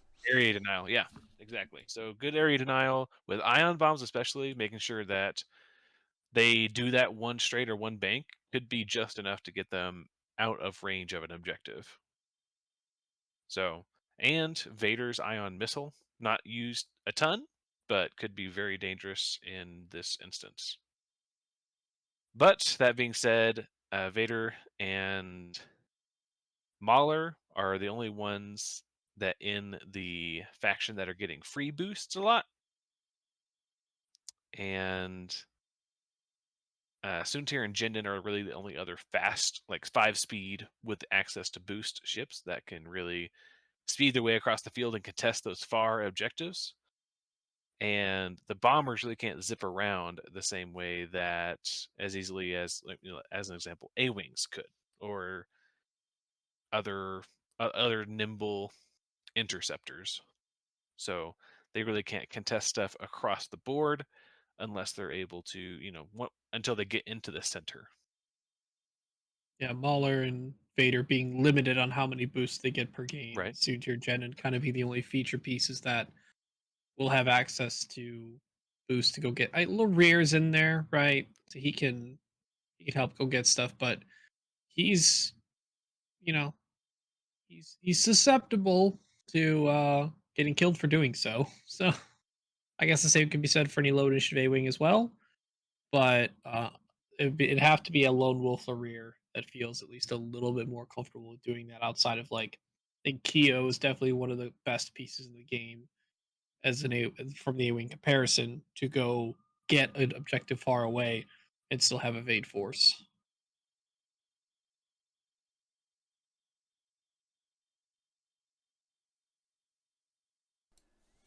True. Yeah. Like I said, though, I don't think that that Empire has a bad scenario for them. I think definitely they have scenarios that they would like to see more than others, but I don't think any of them are necessarily bad. I feel Yeah, like they there have are. enough. No. They have enough pieces to contribute to every one of them. It's kind of more specific to the list that Mhm. someone may be bringing in Empire that would more narrow down what's more their best or their worst, or Mhm. just the couple that are in between. Whereas if we look at the faction as a whole, yeah, it definitely looks like they have coverage across the board. But that's where, They as definitely have if tools in the toolbox that Hmm. that cover those Hmm. areas, but exactly, they may yeah, not be able to True. bring every screwdriver or every wrench to in their list. So they might have to like pick a good example is Rack, Tomax, Deathfire, Say, Larir, and Feroff. Is a list, right?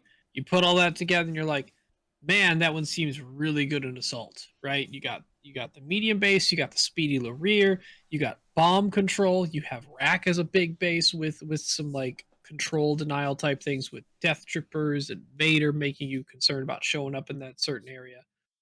But then you look at it, you're like, this feels a lot worse in Scramble. Whereas if you look across to another Empire list that has like Vader, Soontir, Tomax, Deathfire, and pick your 3-pointer, right? That one feels a lot better in Scramble, may a little worse in Assault, right? It's wide end of the spectrums that this faction can provide that have competitive lists. It's true. It's one of their strengths you do have to look out for is kind of that large variety of list building. Anything from, triple ace BSA to, an unheard of 6-ship or a 7-ship squad utilizing more 3-pointers and some of those non-limited TIE fighters. So definitely going to have to assess that each time. You can't just be like, oh, this is Empire. I got this in the bag. You do have to, like, is Agendan? What's that defender? How do their abilities interact with mine? So definitely something you're going to have to, that turn 0 is going to be real important. You cannot let them catch you by surprise with, what's that bomber doing? Why are you getting out a 3-forward template? Do not want to be caught off by things like that. Yeah, Deathfire's launch bomb still gets me every time. The 5K Like, drop. Trying to explain what the 5K 3-bank drop is with Deathfire. Pretty crazy.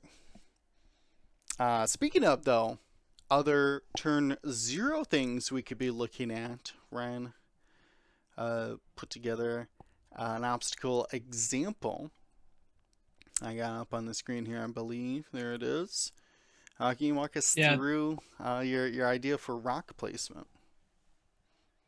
Yeah, so this is a lot more particular to, as I said, the wide variety of things you see in Empire. And this could have been maybe how we approach some of our previous ones, because this is what your game planning, right? So the way I would phrase this one is verse an Empire list featuring Tomax, Deathfire, and maybe Rhymer, or basically like non-boosting ships that are bringing offensive threats with forward arcs. Those are the highest threats to your list. That's what you want to mitigate the most or make their life the most difficult. This is where I would put that.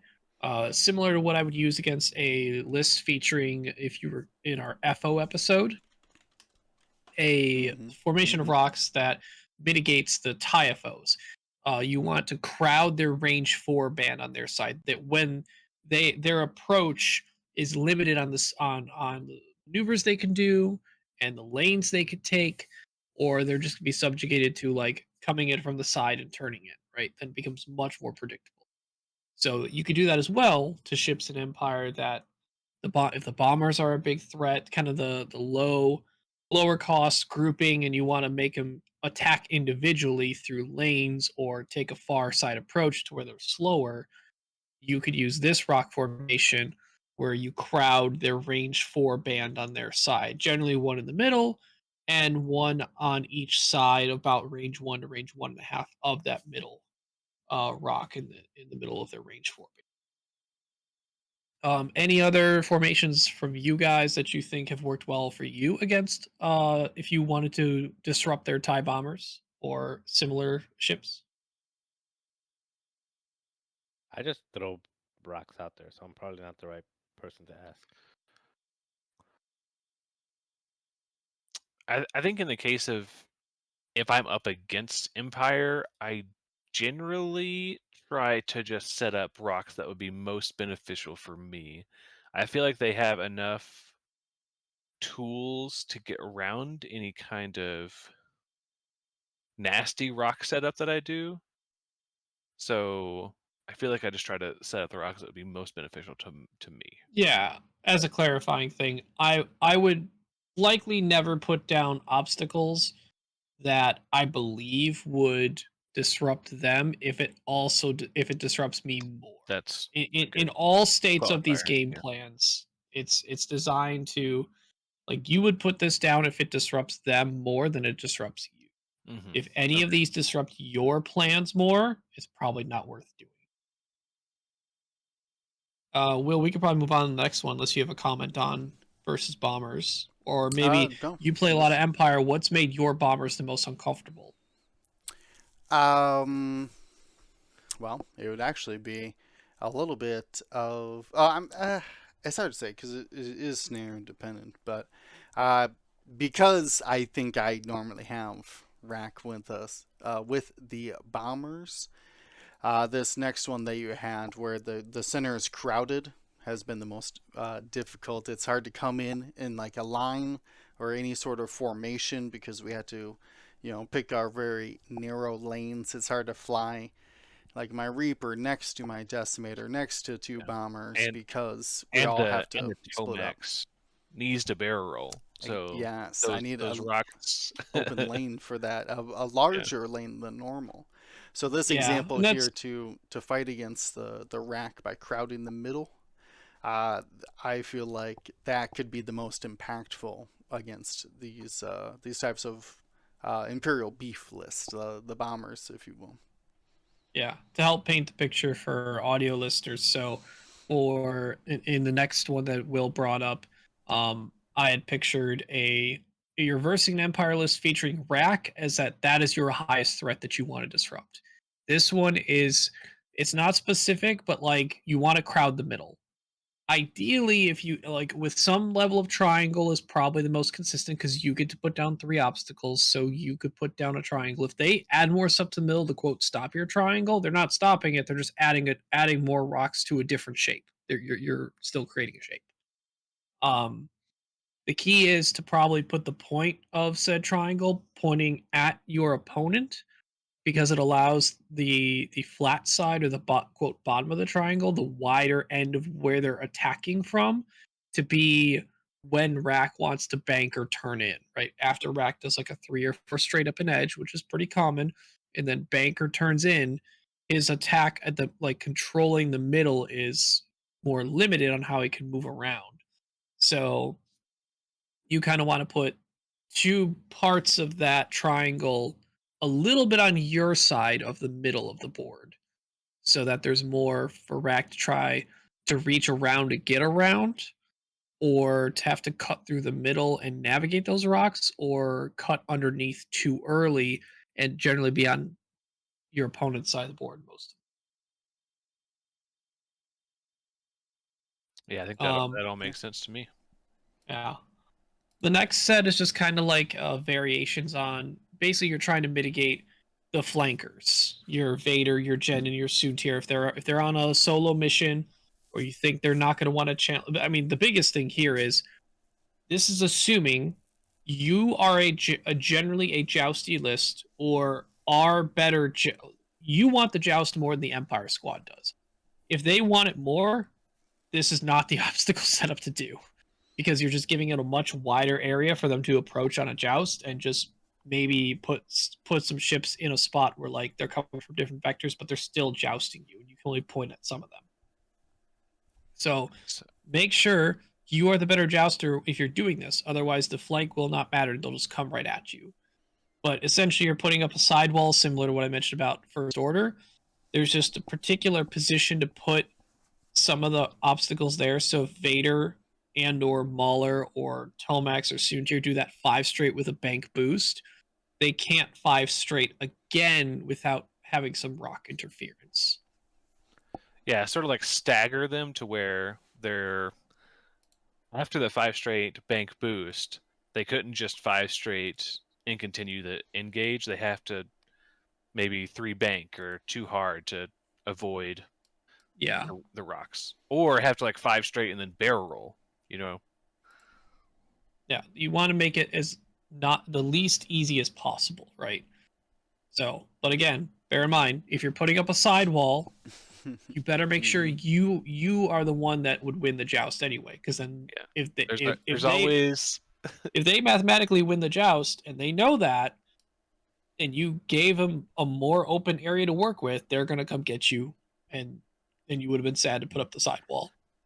there's always one wrong person in the joust, and you better make sure it's not you if you're in it.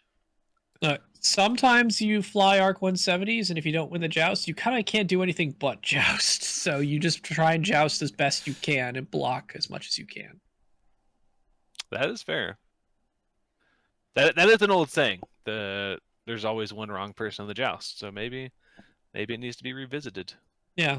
There's always one wrong person in the joust, but sometimes one of those jousters might not be able to do anything but joust, so they just do the best they can. Yeah, maybe maybe the 3 arcs can't do anything but joust. So just doing the best they can out there. Yeah, that makes sense. Go get them, kids! Right? It's It's like, Django says to but his they little have ones. they have torpedoes. It's like, Go well, get them. go get them. Well, we got one last one here. Looks like similar. I like it. How is this different?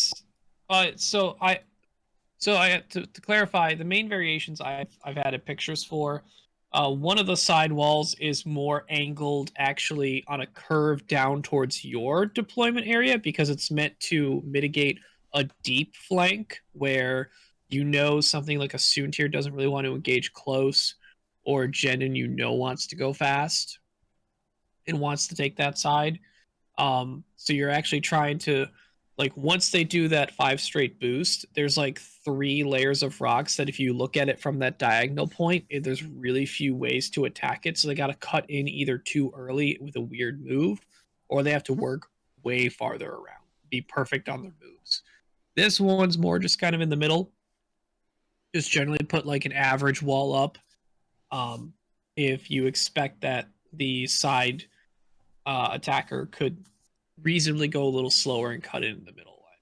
It's maybe like It's TIE it's it's fighters, very maybe. it's variations off essentially the same thing. Just to keep in mind that there are versions that do slightly different things, but you'll probably want to experiment that yourself because this is also particular to what list you're bringing. So I'm gonna play a little devil's advocate here. So obviously you're placing 3, but they're placing 3. So how it ultimately ends up is there and there. But in a situation like this, where you're putting everything to one side, or you're trying to put everything towards one side, um, those flankers, most flankers have like many different ways to flank. Flank isn't just like 5 forward boost and like get to the rear. And also the other side is usually pretty wide open, unless, and also the center will be pretty wide open. So the flank, I don't know. I just like I get the premise that you want to block off like one area, and I see where it makes sense a lot with like medium against the Republic and against like large base ships like Rack and some of the ships that want to have like a specific flight path that don't have a lot of um they can't like reposition, and they can't change their flight path in the fly. But outside of, if you're dealing with aces, or if you're dealing with small base ships, and or even with like Vizier and Farof, like if you got those type of ships around, they can mostly adjust their flight path and their flanking pretty well. And I'm in the school of what James was saying earlier, where it's mostly like when I'm flying against those type of ships, and it's not, like multiple medium bases or large bases that can't reposition, where I'm trying to like stop them from doing something, is where I start pointing more of like, okay, how does it make my life easier? And like I start thinking about like myself, like what I want to do, and how do I keep these how do I keep these obstacles from not being in my way? So that's kind of like, I know I said that I just throw them around like willy nilly, and I do that a lot of the time just because I'm lazy. But I do think, and that is what you said, right, James? Like you tend to like think about more like how does it impact yourself versus how does it get in the way of the opponent? I Um, mean, yes, like I'm just definitely making sure that I am not hurting myself more than I'm trying to help myself. yeah, but I do agree with it. Like when you're dealing with like medium and large base ships, like you wanna make life difficult for medium large base ships, or ships that want to fly in formation. But if you're not basing against that, then I tend to, outside of those three things, if you're playing against, again, going back to like the Vaders, the Jendans, the Sunters, whatever you do with the rocks, they're gonna find a way around it, and they're gonna use it as an advantage one way or another. Like it's going to be to their advantage because they can maneuver around them pretty easily. So I just try to make my own life a little easy, and like my initial two or three maneuvers make those open. So I know, like when I set the rocks, I'm like, okay, I know I'm gonna have my first three moves already pre-planned, or not pre-planned, but like at least have my flight path ready, um, and just react to whatever they're doing. Because if they're placing at initiative 5 and initiative 6, and they're double repositioning and they're able to fly forward and then do some weird stuff, I'm not gonna put too much effort in having the rocks I mean, be at yes, their they can mitigate it better than most other ships, but there are definitely still zones on the board where a common flight path that they take in most games you will want to disrupt and crowd up. So there's just um, there are things you can do to them that it isn't going to stop them. And honestly, none of the turn zero rock placement stuff should ever 100% stop an opponent from getting what they want to do done. You're just either slowing it down or making it a little bit more difficult, like not completely like I get to walk up and do what I want type of thing, right? So all this should just be like how much can I make my opponent's ships feel or the person playing a little uncomfortable with their approach or how they move around the board. That's why I use the word uncomfortable a lot in that because that's the best way for me to get feedback from my opponents. mhm, Like if I play I played against someone who used Jendon recently and I tried a slightly new rock setup against it. And I asked him, I said, in some of the early turns when he was really thinking about stuff, and I'm like, are these obstacles like the what I once I set up, are they making you like think over too much, through a lot of this? Is this reason why you're taking longer on decisions? Or I wasn't calling him out for slow playing. We were open dialoguing for a practice game, and just asking like, is this an uncomfortable situation for you to be in? Or after the game, was it uncomfortable for said ship to go on the path they normally would, or in general playing it because of obstacles? And I look to hear the feedback from that because it shouldn't completely stop them from doing what they want to do, but it should make them feel uncomfortable is the goal. yeah. And again, like when this conversation started, I said that I'm not the best person to talk about this, and I'm genuinely not. Like I have an idea of what I want to do. I have an idea of what the opponent wants to do, but I tend to play turn, not turn zero, but I tend to play turn one the same way that I played turn 7 or 8. Just reacting to where the board is. That's just the way my personal take on it is. I play turn one just the same way as I play every other turn, not like pre-plan a lot of stuff. And yeah, in turn 7 you can have an idea of like your next three moves, so that's not like a turn one thing.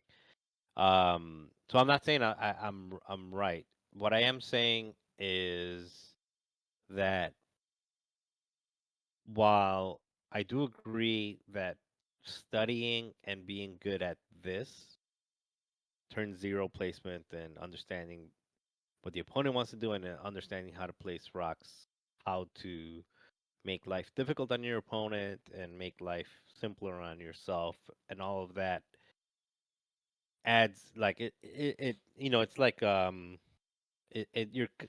every little advantage counts is for the majority of players, myself included. They don't put enough reps. I'm saying we, because I included myself in there. We don't put enough reps to be able to like say worry about like all of the different rock placements for the opponent. So I'm trying to think like, okay, I want to make sure that my house is set, and I want to make sure that I'm enabling me to do what I want to do before I start worrying about like, okay, now what does everyone else want to do? Now I get there's value in the second as well, but I'm just saying I think that's where most people are. Most people are like I I, I I'm I have a lot to think about with what I want to do and where the game state is now that I already know what I want to do from step 0 and now I'm just worrying about like and preventing my opponent from doing everything that they want to do. Like that takes a level of practice and level of repetitions that I think most people don't do. I Yeah, don't do. I'd agree. I mean, I think everything you're saying is completely like, yeah, like I don't see this talked about or practiced a lot because it's already. I'll be clear, it's already hard enough and takes a lot of time investment just to perfect your own side of things. And this is still just a game and a hobby and not a job. So we can only commit so much time to it anyway. And there's just there's different people, different thought process on what they want to focus on or grow with or improve upon. And yeah, I mean, you and me, Marcel, we're commonly of different mindsets, but it's covering the basis for all of our audience and player base as much as possible, which yay us.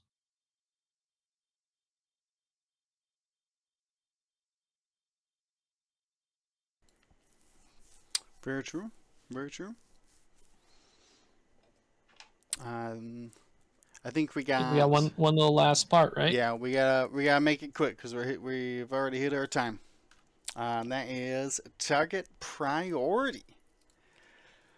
We've been talking a lot about these very powerful ships, very expensive ships: Vader, Rack, Jendin, Soontir. They obviously get one of them. Normally only one on the list, but one of them needs to be a priority target. Now, might not be able to destroy them, but you need to threaten them enough to get them disrupted, get them stop taking scenario actions, and maybe take a turn off and come around a different lane. Has to be a priority. Cannot let these expensive ships, normally heavy hitting as well, have free reign. Ryan, what's some other ships that are high on target priority? This one's probably a little more on the squad dependent side because it's hard to put too much aggression and target priority on 3 point ships, but you can't exactly just allow Tomex and Deathfire to do whatever they want because then they're just going to do a lot of damage to you. So you have to figure out how best to play around or target them directly to punish them for doing what they want to do. Without the detriment of like diving so hard for them being only 3 points each or giving up your ability to target a larger piece after doing that. I've commonly had games where I've tried to move around Deathfire just a little bit so you can't just do a very easy do a move, launch a bomb, and just hit a lot of my stuff. I try and threaten something else, and then sometimes Deathfire might not go for the bomb because it's just I'm not there to be bombed. And then when Deathfire tries to show up on like the third or fourth turn, it's like maybe I turn some stuff towards him. I might take a proton bomb damage or two, but then like he's shown up really close. He's at range one of a couple of my ships, and I try to evaporate him. So he only gets to do one thing that whole game. Same with Tomex, right? If he shows up to plasma, I try to make it not easy for him to just throw plasma, right? Make him barrel roll weirdly, or like have to do a suboptimal barrel roll, or set up an undesirable target, right? Not giving up a good target for him to shoot at. Um, and then when he gets to launch one plasma torp, hopefully his ion bombs don't affect you too much because that could be pretty dangerous too. But then once he throws one plasma, like you could throw a bunch of damage at him and make him really concerned to, I mean, hopefully kill him or uh, make him really concerned about staying in the fight at all, which means his plasma torp probably isn't there anymore because he's leaving. So, again, probably not full send all your focus, fire, and offense on a single 3-point ship. Yeah, because you need to at least still threaten those higher pointed targets, and make sure if you have damage on those as opportunities to take advantage of that, but also have plans to not let Tomex and Deathfire do what they want against you freely. That makes a lot of sense. The Vizier, kill Vizier. Vizier. Okay. Yeah, I mean, obviously, one agility would be a boon, but to say hurt a Vizier and then go chase it down might not be the best use of your time. So, hard to say.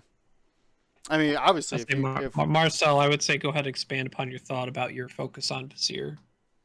Yeah, so Vizier is usually there as a support ship, and he's usually there as an Probably higher Mike. Yeah. So Vizier is Sorry. there as a support ship. Vizier is there as a mission point getter. In most situations, he is probably the least offensive ship. You know, he's usually there to keep somebody else alive. Vader Sunter, Tomax usually is probably what I've seen him most with. And even with the and also in assault, he is just very valuable in assault as well. So even though he has the ailerons and he can be in a lot of different places, he's still initiative too. You can kill him before he shoots, and that extra focus that enables the rest of the list to just be able to get a freebie here and there is very valuable. And he's easy to kill. Like you're saying, I wouldn't put my whole guns against him. I would have put my whole guns against him. You don't. You typically only need two real hitters to kill him in 1 or 2 rounds. Probably 2 rounds. You probably if you've got a plasma torpedo and then like a follow up shot, 2 rounds is enough to kill him.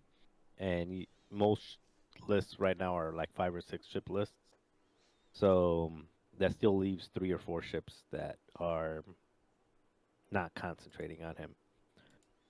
But yeah, like Vizier is just if you don't kill him early and you let him run around and then just skirt the edges and you every turn that he stays alive is mission points going to the opponent and is a free focus for the entire list to use whenever it's necessary. So just true. kill him early. So especially with the other ships that he's usually supporting, they don't die easy. So just get rid of that guy. That makes a lot of sense to me. Definitely something you had to analyze when you first see their list. That is, of course, that turns 0. So important. We don't normally practice it. Just showing like okay, quick fire. Here's a 5 ship list. How do you handle it? Here's a 4 ship list. How do you handle it? But it could be something that would be worth practicing, especially if you're not as familiar with either the new stuff or factions. Like I gotta fight, 8 droids from the CIS. You gotta be able to make fast decisions. So always that turn 0, very important to assess those situations. But unless I'm missing anything, I think it's time for us to get out of here. So excited for Worlds coming up. I said a question halfway through that statement, but feel free to answer it. Did I miss anything? Excitement really high. I want to make a small note. If I have extra, I've packaged them together, store champ kits in the other languages, in German, French, and Spanish. If anyone that primarily would use those languages for their cards, please get a hold of me. I will give you basically I have like 2 store champ kits worth, at least the cards and some of the non-card items, but it's mostly the cards. I'd love for other people to take them back to their home stores and use them and give out pricing. That's a great idea. If you have not just Store Champ stuff, but stuff from your local squadron you're trading off. Worlds is a great time to come together, swap some stickers, cards, anything like that. That was the I would probably say the most diverse of any tournament as far as player base. Players from all over the world. So very cool to see everybody repping their different squadrons. Bringing, we got jerseys for mine, for ours, mine. Same thing, I guess. So that's pretty awesome to see. So I'm excited to see everybody. The words can't describe, but maybe we will find those words on Thursday when we start up the stream. Thursday, 9 a.m. Central. I'll be so excited. James will be manning the helm, so definitely make sure to stop by and say hello to him in the chat or in person. Maybe 9 a.m. is when all the other events start. 9 a.m. Yep. Wow. 9 a.m. That's only 4 rounds though, so we got an early night in preparation for Worlds, which would be very exciting. Maybe we'll find some time to throw in Battle Over Indoor or Aerodome, or I don't know. We'll find something fun, I'm sure. Maybe we'll just start talking to people, James. Who knows what we'll have time to do. I know that one's gonna be a crazy evening. We gotta get our dinner plans in for that one. Start doing it now. Pizza delivered. Pizza delivery, that's good. Yeah. Real simple. No cats to hurt on that one. Let me tell you. Yeah. The food will come to the cats. Yeah, the food will come to the cats, and then the cats will come to the food. There you go. No, honestly though, super excited. It was my highlight of last year, so real big. I would say expectations. That's not quite exactly the word, but hopes, I guess. High hopes for the event. Should be very good.